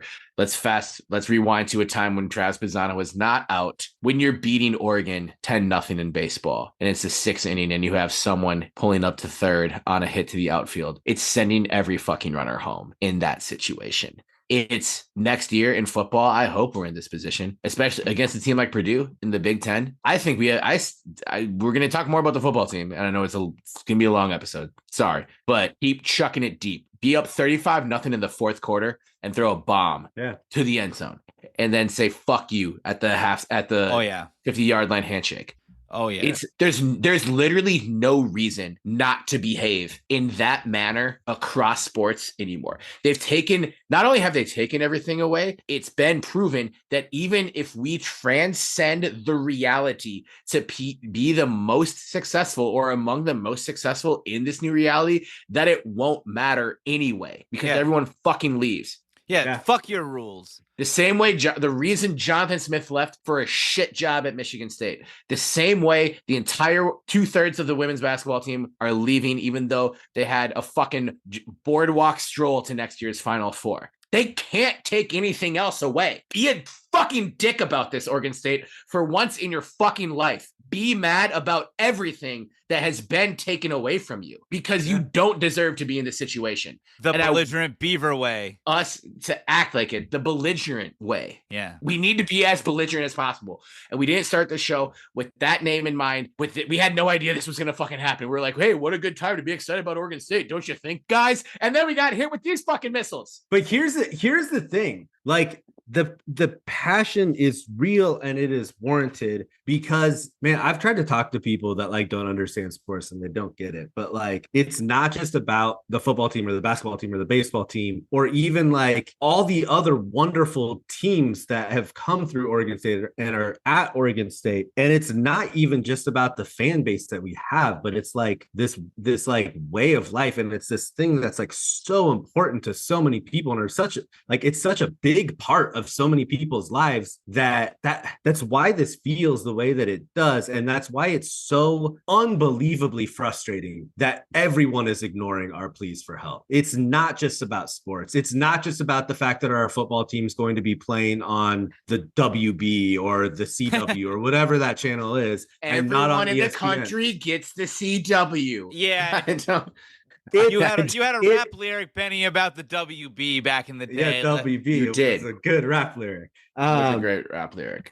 But that is why we have to play dirty. We are fighting for something that's more than just this ambivalent extracurricular thing of ours. It truly, like, to some people, to a lot of people, this is like a top 3 most important thing in their lives. Right. This is what I did to a truly stupid Oregon fan on Twitter when I broke my rule about don't engage with idiots on Twitter. And it was just maybe have some compassion for people who are watching the extinction of something they love in real time. And like, that's what it is. Like, and if the human race was going extinct, you wouldn't be like, well, Duck fans would. Let's not. Yeah, it's maybe a redundant thing to say a stupid Oregon fan on Twitter. But anyway, it's like, it's not histrionics to put it in those terms. It's not sensationalism. It's a thing that has existed in a very specific way for a very long time that people are very much in love with. And through no fault of anyone within that community, it's all being taken away. There are other causes in the history of humanity that are more worth fighting for. But outside of anything that has to do with human rights, I can't think of what else that is.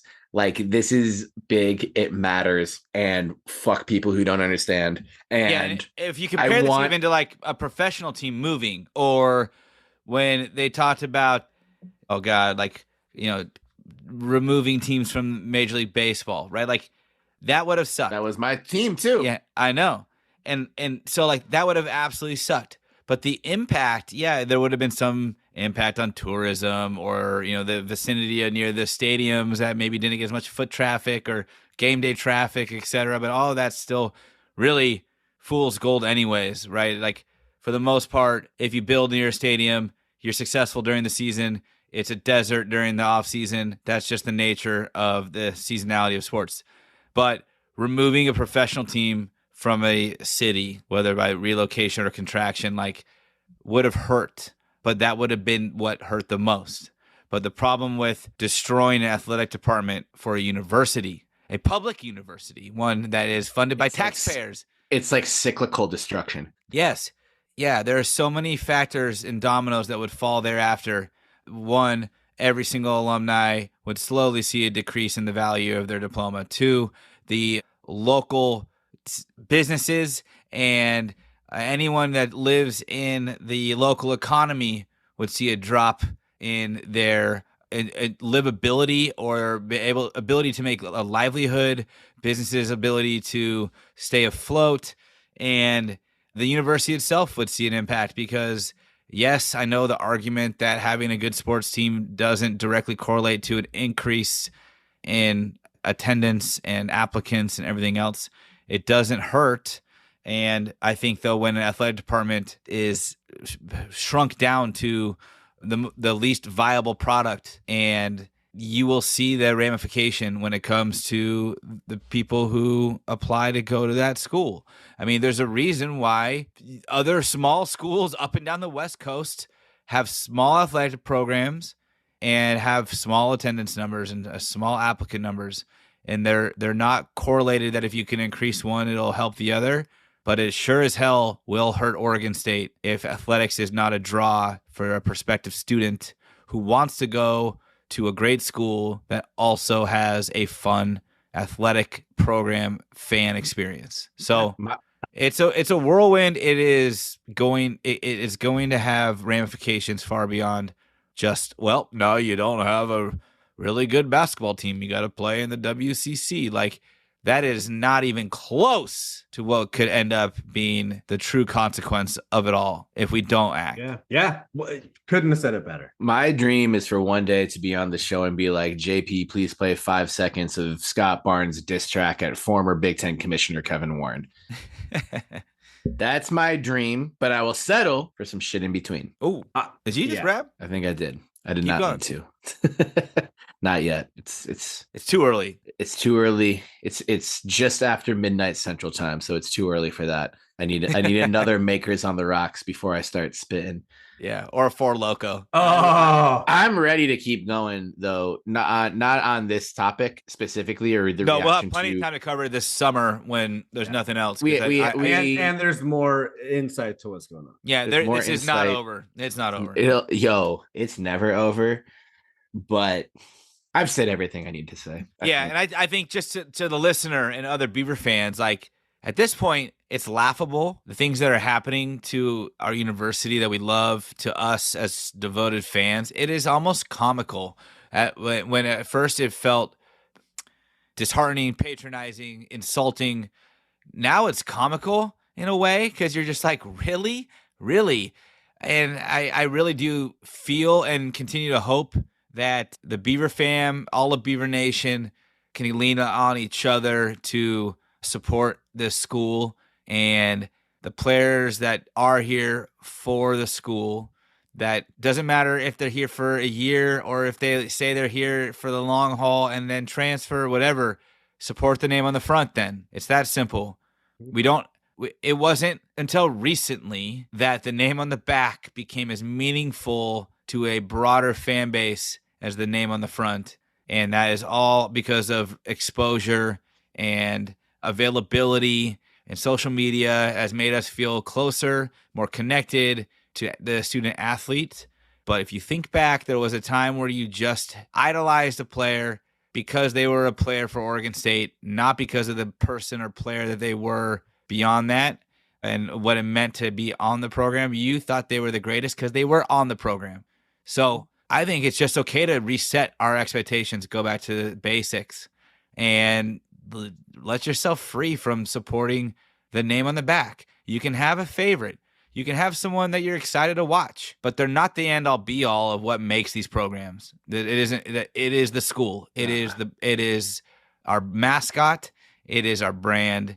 It is the fans. And I just think, like, fine. That's why, and I think that's why it's changing into this like comical nature of like what else is going to come our way, because we're slowly and over the last 2 years almost have been disassociating with players. Yeah. And not to say that I don't wish them, all the players, well, or I won't root for them, but I'm rooting for you because you're a Beav, and because I root for the Beavs. It's also a little bit different when, especially like talking football here, a little bit different when you had players that weren't getting paid any money and they would leave for whatever reason. And you're like, well, I still support them because they gave all they had for literally nothing, at least no financial means, for Oregon State. But when players are leaving for like a better opportunity or more money and they're getting paid NIL money, it's sort of like when a player leaves your favorite professional team. Yeah, you know? well, that's what it is now. It demands a trade and shit, but then says it wasn't about the money. Yeah, this is something too, and like, this isn't what even. It is now. That is what it is. This predates NIL in a sense, because I think this was a thing that when it happened here when the Timberwolves paid KG gave him $126 million contract, which was the richest contract in pro sports ever at the time, and it was a lengthy negotiation. And KG at one point, I will ride for this man forever, y'all know that, but the first thing he said after signing that contract was it wasn't about the money, which is just kind of a absurd thing to say after signing, like such a contract.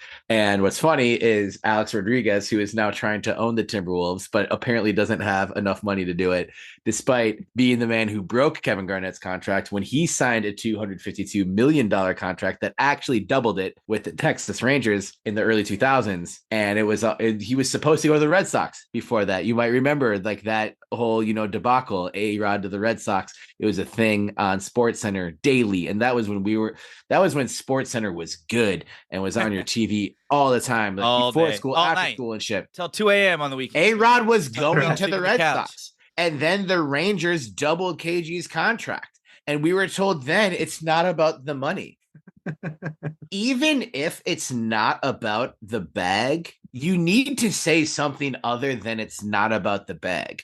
And this isn't, I don't want to come, like the kids dealing with this today are kids and they are dealing with this for the first time, ever, but they're also legal adults, right? And they need to deal with legal adult grown-up decisions. The shit you say has meaning and people will come back on it. And I don't think it's glad fair I was never in that position at 20, 21 years old. I am too. Yeah. I think it's unfair. God. Like, hey, here's this professional decision I make, and 900 assholes and also bots on social media can call you any kind of names you want. That's fucking bullshit. I will never support publicly dragging anyone who leaves. Agreed. I would say that's not what we're doing. You can, make fun of whoever you want, do it creatively, be clever, do whatever, but don't get in their Twitter mentions and name call and try and ruin their day with whatever. But what I would say to these kids who are also adults, and everything is like, it feels like this is brand new to society. And in a way it is, but also it's a thing we've been through before.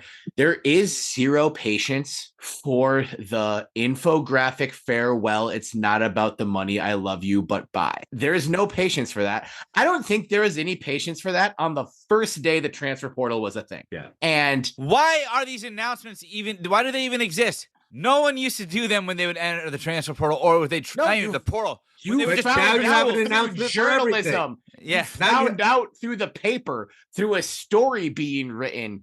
And like, now I remember Quiz even putting an announcement out that he was leaving early to go pro. I'm pretty sure it just came out. I think someone broke the news.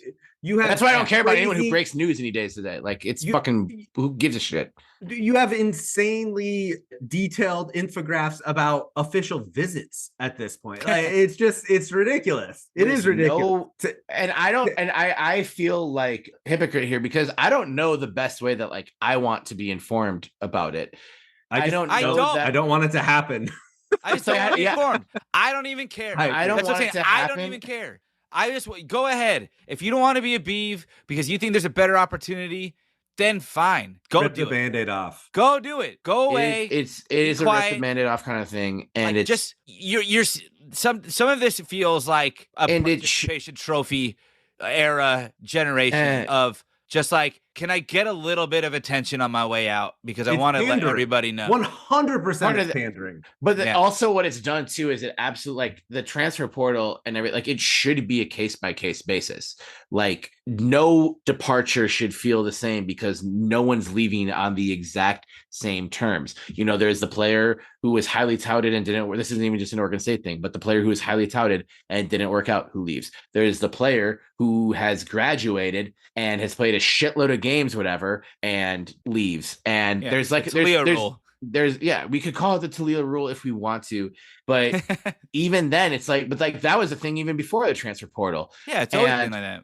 It's like it's just completely removed any kind of nuance that goes into that process, which I think kind of fucks with these kids because I think a lot of them feel like, oh, I need to like I need the infograph Instagram story. Yeah, you need to put out an announcement. Like I can't leave before I do the infograph Instagram story. That's what literally everyone else in my generation is doing. And then people our age are like, fuck you, you piece of shit for leaving my alma mater. Yeah. God damn it, I'll kill you. And I can't wait. But that's it. But look, that like doesn't do it. Just one person. Don't do it. Don't do it. Move on. You made a choice. It's your choice. But why do you have to tell the world what your choice is and then be like upset about any backlash? Like you invited it by putting it out in the world that, hey, this is my choice. Anyone that wants to that is a lesson to learn with social media. When you put that shit out there, you are inviting any kind of response to it. And I don't advocate for those responses either. I'm not. Oh, of course not. Of course not. Yeah.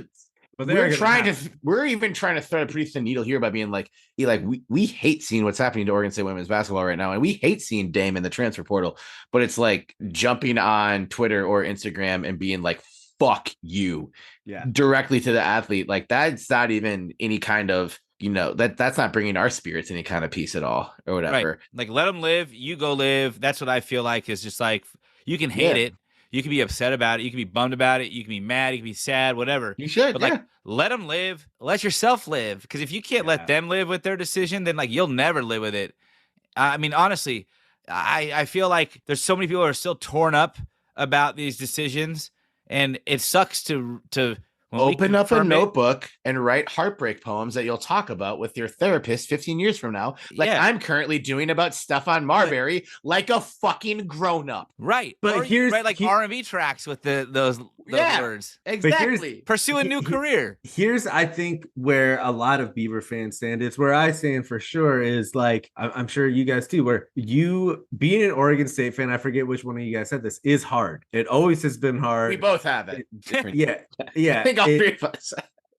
But that's the title of the episode. I've never talked with an Oregon State fan that has said we're just so bad I'm not going to games anymore, or I'm never ever going to go to a basketball or an Oregon State fan. It's like how many lotteries did I win to get in this situation? Like cheering for these teams is easy street, baby. But you're with it through the thick and thin. I think the frustration lies in the fact that like, look, you've gone to school for 2 or 3 or 4 years. Like, it's your alma mater too, right? Like, I spent 6 years in school. The normal time is to spend 4 years in school, and that should be enough to gain magnified loyalty. your love and passion. Normalize, just like mine. Normalize the 6-year undergrad track. We have 50% more passion for Oregon State than the average 4-year graduate. Oregon State should want more 6-year undergrads. That is a shitload more money in tuition. Normalize 6-year undergrad tracks. Damn right. So I get and I sympathize, and I also feel the same feels that Oregon State fans do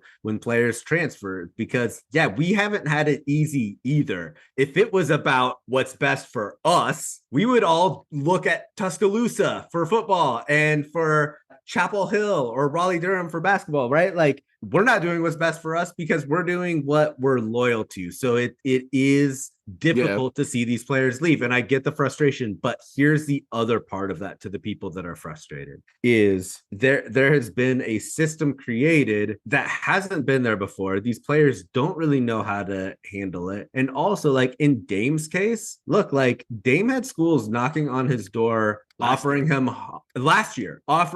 way more than what Oregon State could pay them. And I don't know about you, but for me, getting enough money to go and buy a 6-pack of Natty Light from the 7-Eleven on Kings was a task. And so if I were to be offered $200,000 more to go to a school, it would be really difficult to say no. I other part of it paid you 6-pack of Natty to DJ a party one time. And I gladly obliged. And you said, just go to Sevy's, get me the 6-pack and bring it while I DJ the party. And so that was so good. Yeah, I think let's move on fully to football. Fully to football.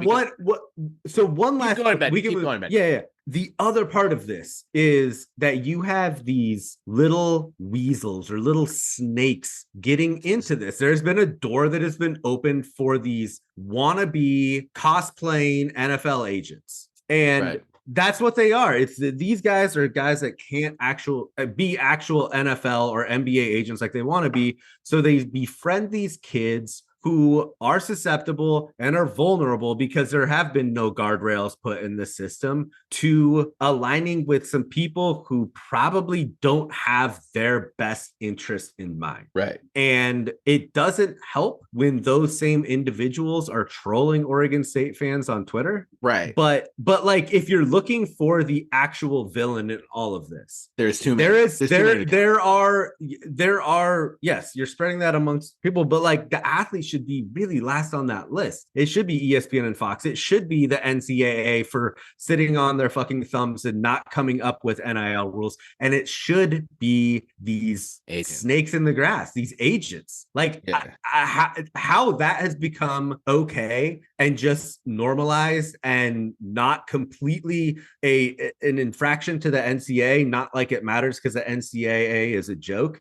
But it's beyond me. I mean, that is where college football that leads perfectly into my second rant of the episode. And I think we should just keep going because I think people have a lot of feelings and thoughts about all the stuff that's going on right now. And we talked a lot about this already tonight, like just unpacking Scott Barnes's post to OSUBeavers.com and just a message to Beaver Nation.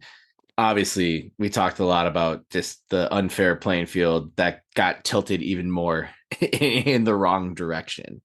But my thing here is I've been reading everything about Dame, and it's not just articles. It's the conversation that Dame had with you, JP, and it's emails we've got from Kyle Bjornstad from Damn Nation and articles and other stuff, and just wrapping my head around it. And I think I finally do have my head wrapped around it. And what's unfortunate about it is I do think everyone involved is pretty much telling the truth. The tweet that kind of set this into a firestorm was Pete Thamel's reporting that Damian Martinez stood to make $400,000 this year from the Damn Nation collective, right? And Dame said, I haven't seen 100K yet. And people were like, oh, like if Oregon State's giving him 400K in cash, whatever. It was never that. It was, you know, scheduled payments and agreements that if Damian had played the season and stayed an OSU student athlete for the calendar year, about $400,000 of value would have been paid to him. Opportunities would have been presented. Yeah. NIL. Yeah. Opportunities. And then there was like some language in how Dame acquired his accommodations and his car, which all seemed to be like, you know, him putting, you know, his own credit onto it, but then being able to then pay for it with NIL opportunities he got. And both Dame and Kyle sort of saying in multiple reported articles that everything cleared, everything was taken care of. Right. Yeah. There's no beef. There's no beef. And I think one thing I want to make clear, not just in Damian's case, in all cases of student athletes, NIL money that is earned by the athlete is not always money that is funneled through an NIL collective for the sole purpose of being handed in a handshake to an athlete. An athlete that is paid money for their NIL, which is their name, image, and likeness, earned the value of the money received by building value in their name, image, and likeness. And I don't think that is something that everybody is comprehending or wants to acknowledge, because it feels like in today's landscape, NIL collectives are just handing out wads of cash for nothing. But NIL is valuable because a player's brand is valuable. You don't give an invaluable player a ton of cash just because. They're valuable for a reason. They have driven their own market through their own success that they have worked hard for.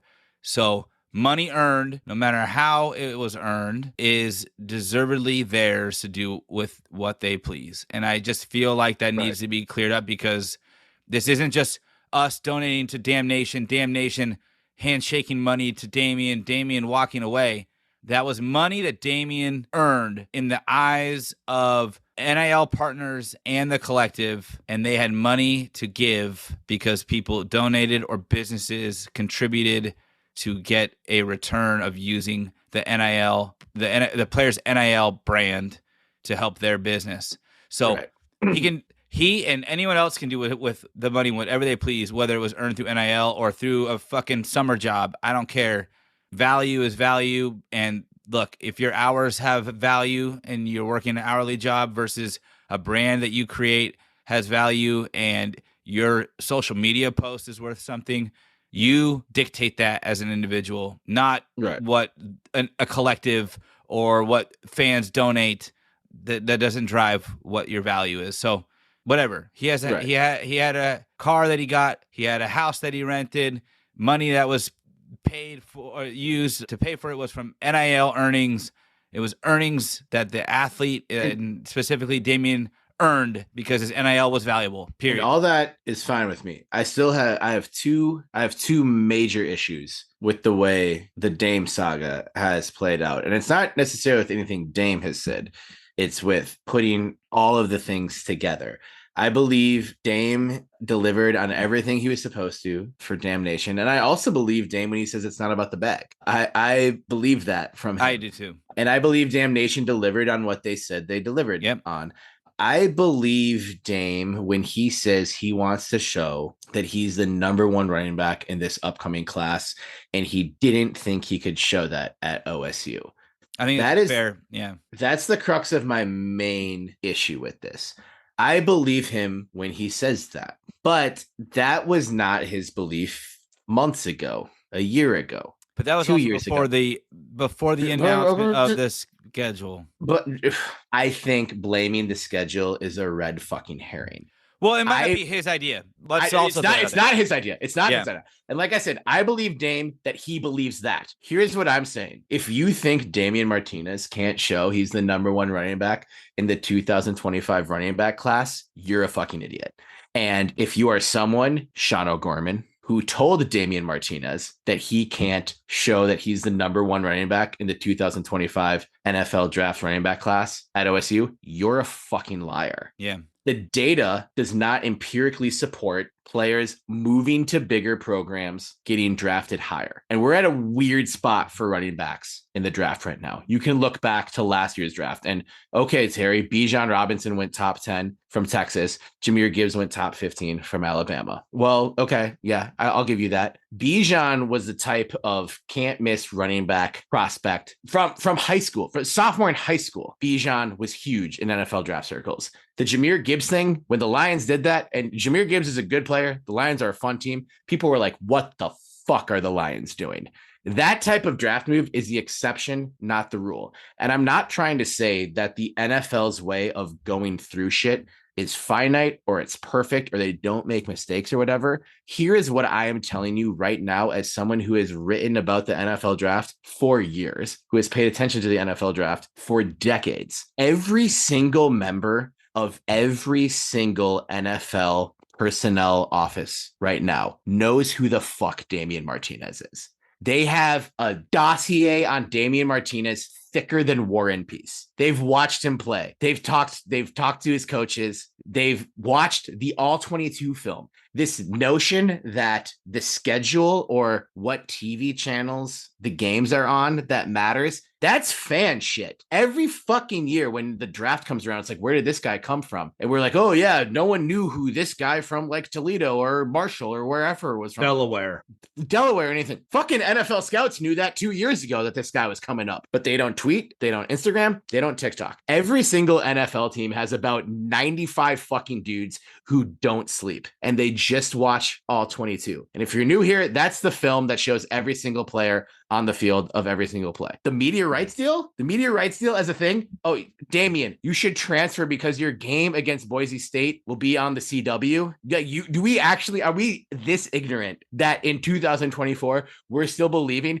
that NFL teams are watching film in real time? Like they're listening to the broadcast, like NFL scouts are watching College Game Day, waiting for Pat McAfee to be done ranting about whatever, waiting for Lee Corso to put the fucking mascot head on. And then it's like, okay, great. Now my job can start. No, it doesn't matter what channel the game's on. They're finding these dudes. It's the organification of what Fox and ESPN want to say. If you want to have the glitz and glam, you got to be in the right conference. And that's what I'm saying. Sure. I said earlier, the players are believing it, and that's the scariest part. That is the scariest part of all of this realignment. Scary. Is that not just players, but high school players? Everyone else is buying it.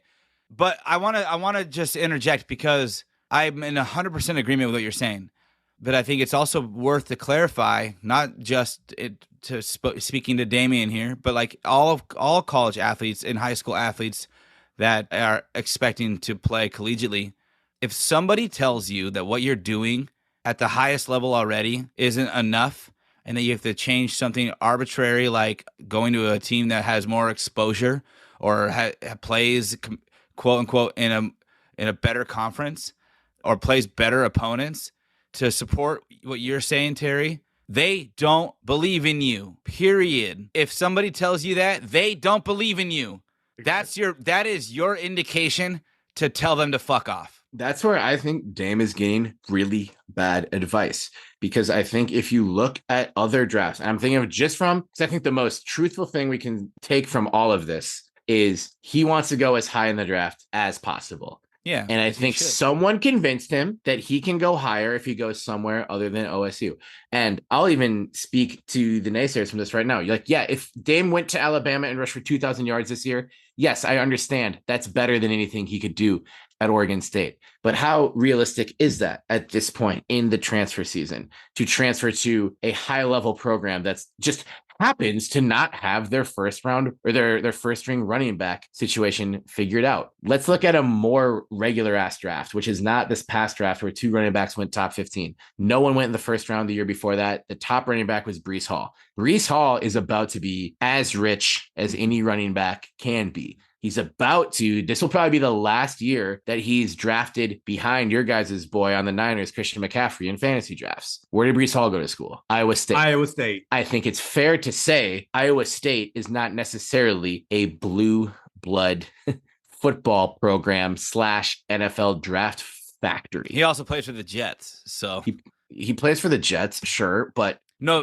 my point Damian's not going to. That's not a big time NFL. No. squad by any means. But he's close to becoming the best / most complete running back in the NFL right now at a pretty young age. And he was the highest drafted running back in the second round from a school like Iowa State. Mm-hmm. There isn't an exact science to how NFL teams draft, and they do make mistakes. I'll answer that and be like, yeah, Trey Lance. You can go to the biggest schools and you'll likely go higher, but there's not an incredible track record of established players transferring to bigger places and then jumping up in the draft. There's been Devin Singletary, running back, Florida Atlantic, drafted ahead of Damian Harris from Alabama. Do you know why? It's not because he happened to pop on the one game that Florida Atlantic was televised on ESPN that year. It's because of tape and because of testing. Dame can't do anything about testing until he declares. He can do a lot about tape. Tape has been fantastic for him in 2 years at Oregon State. NFL teams aren't so much as looking for reasons to draft you, but looking for reasons not to draft you to take you off of their list. So you need to be minimizing risk in every decision you make leading up to the NFL draft. I've talked with guys at the Senior Bowl about this. I've talked with guys at the Combine about this. People going through this process. You get fucking drilled. You get asked about every decision you've ever made in your life. They are looking for red flags. If you go to, we'll even call, like for the sake of conversation, we'll call Oregon State a mid-ass school for this. If you dominate for 3 years at a mid-ass school like Oregon State, there'll be some questions peppered your way from NFL scouts when you meet with them at the Senior Bowl, which you can go to as a junior now because rules don't exist anymore and juniors can go to the Senior Bowl. So Damian is literally going to go to the Senior Bowl next year unless things go wrong. And people could ask about the level of competition. Well, he's already played pretty significant competition over his 2 years in college already. And like I said, every single NFL scout knows who Damian Martinez is. If you don't think that's true, you don't know how this works. And you're fucking lying or giving him bad advice. Sean O'Gorman. But if you transferring to a place like Miami, which is a place that's rumored to be the front runner to land Damian Martinez. When you transfer, especially to a big program, I will say he does raise the ceiling potentially of what he can do in college. It also lowers the floor. And if things don't, and NFL teams know about that potential in both directions. So if he has the exact same year at Miami that he would have had at Oregon State, that's not a net positive. That's a lateral or a negative, whatever. And things could go really wrong.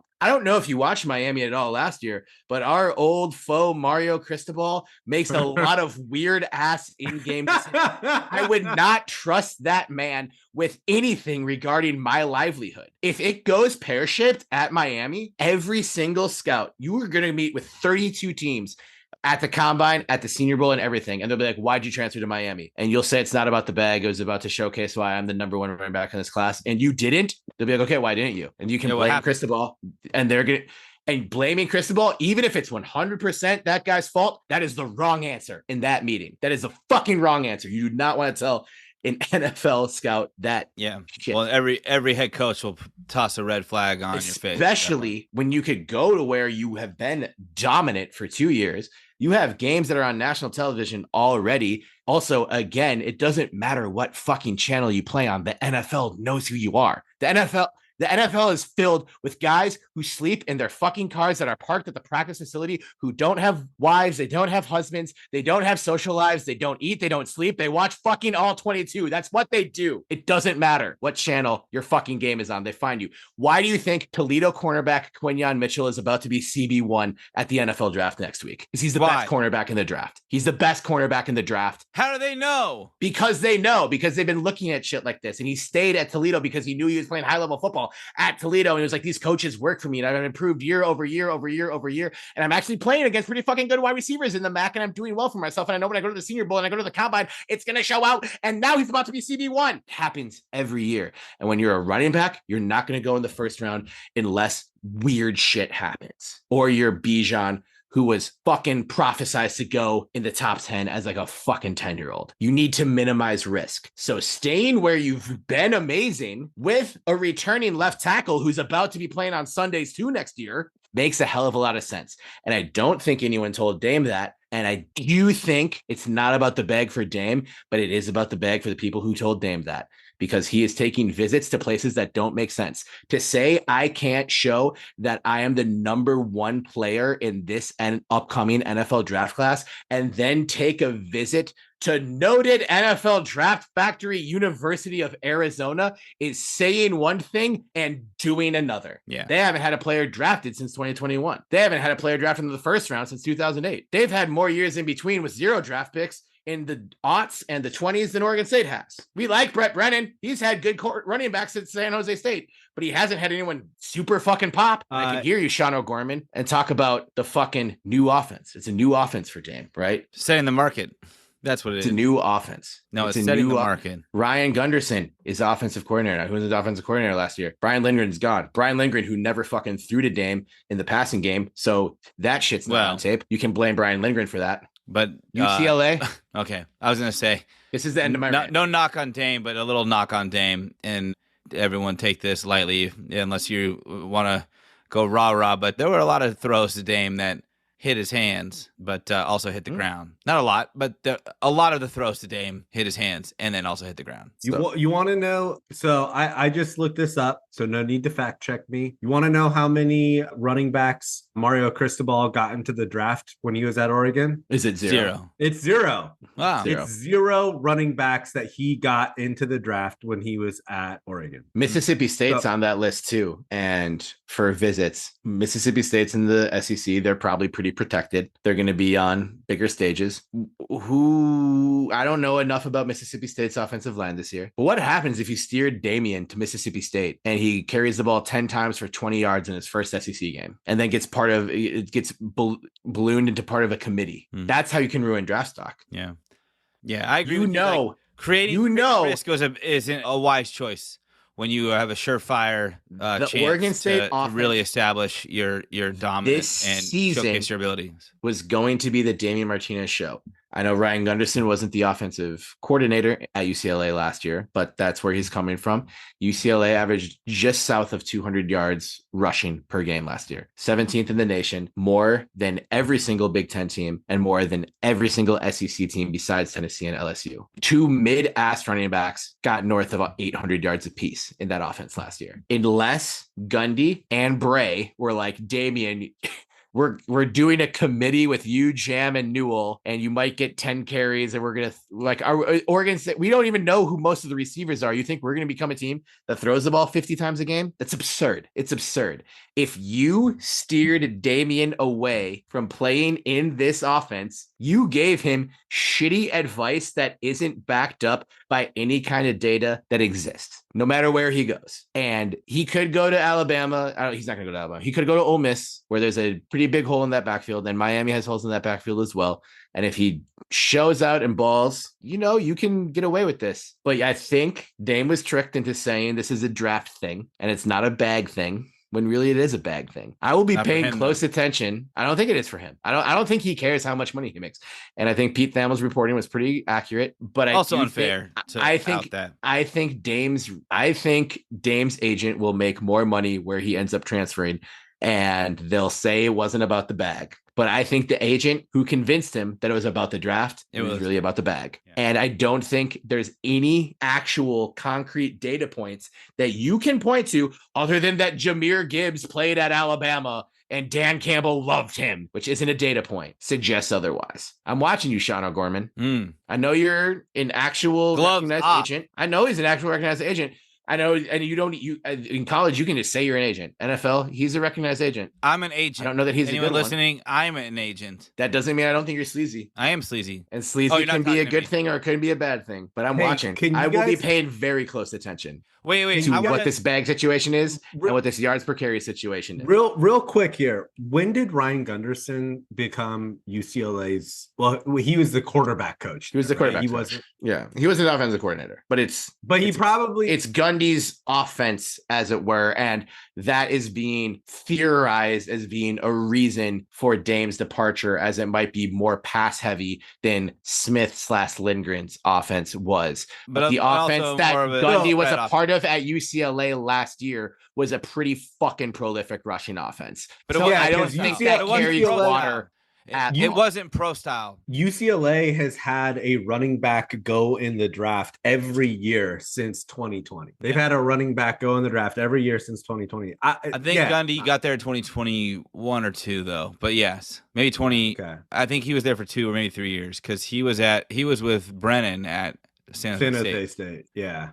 I was gonna transition this, and since Terry walked away, I'm transitioning this to a bag is one thing, but the value of $1, and I don't know anything about this, to be honest, but the value of $1 is dropping. According to the Belligerent Beefs market analysis, the value of $1 is dropping. The value of gold is on the rise, and there's somebody within our Beaver family who owns quite a bit of gold, and that'd be Jade Carey. And so while Terry's gone, I'm transitioning this off of football and his rants to shout out to Jade Carey, who is going to compete as an individual starting tomorrow, Thursday, April 18th, in the 2024 NCAA Women's Gymnastics Championships at Dickies Arena in Fort Worth. Dickies, I would think is that named for the pants? The skater pants. Yeah.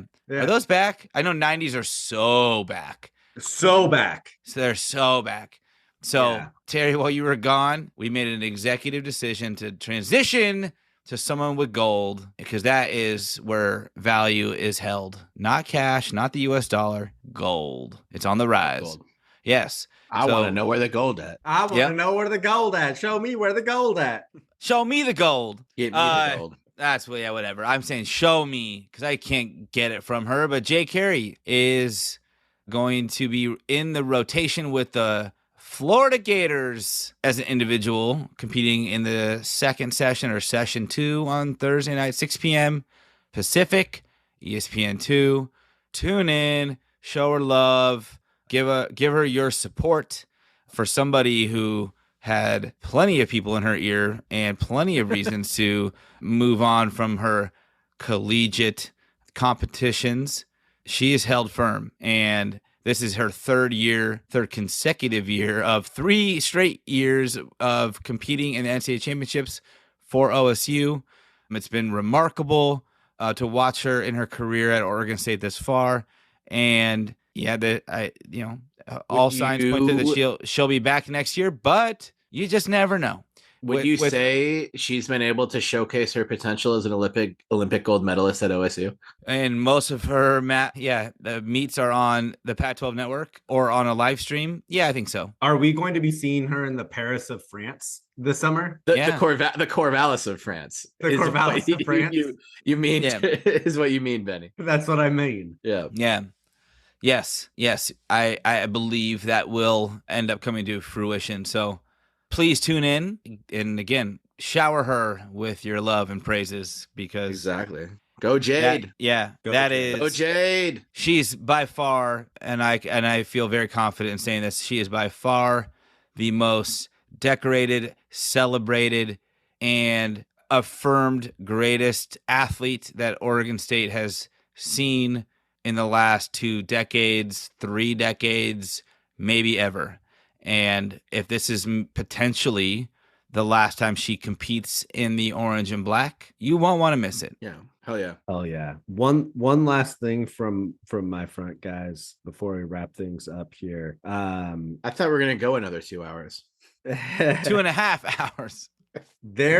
So we've talked a lot up until Jade Carey about frustrations that we've had with Oregon State just in the last 9 months. I want to bring up everything that's wrong that's going on with Oregon State right now. The kryptonite to that wrong, which is a right, is a kid by the name of Jeremiah Ione. And I hope I'm saying that right. Ione. I think that's correct. I am 90% sure that's correct. He is a kid that is out of Liberty High and is the class of 2025. He committed to Oregon State last summer. And if I remember right, his uncle played for Oregon State, or it was a family member that played for Oregon State. Yep. If you want to see a kid that has as much passion for being a Beaver as you have for being a Beaver fan, check this kid out. It's Jeremiah _Ione on Twitter. This kid gives me hope. This kid is Yeah, I mean, it's everything that you want in a player. Not to mention this kid's killer on the football field,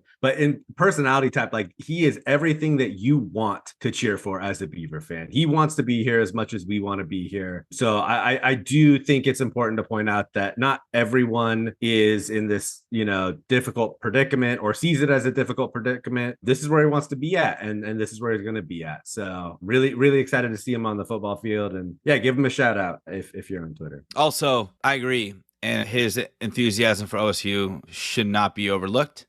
But if you're feeling the heartbreak from all of the recent transfer news and all of the news that's hit Oregon State over the last 20 months, 22 months, my advice is also to wait until someone is in their potential final year of playing for Oregon State and then root for the name on the back. That's true. I think that's fair.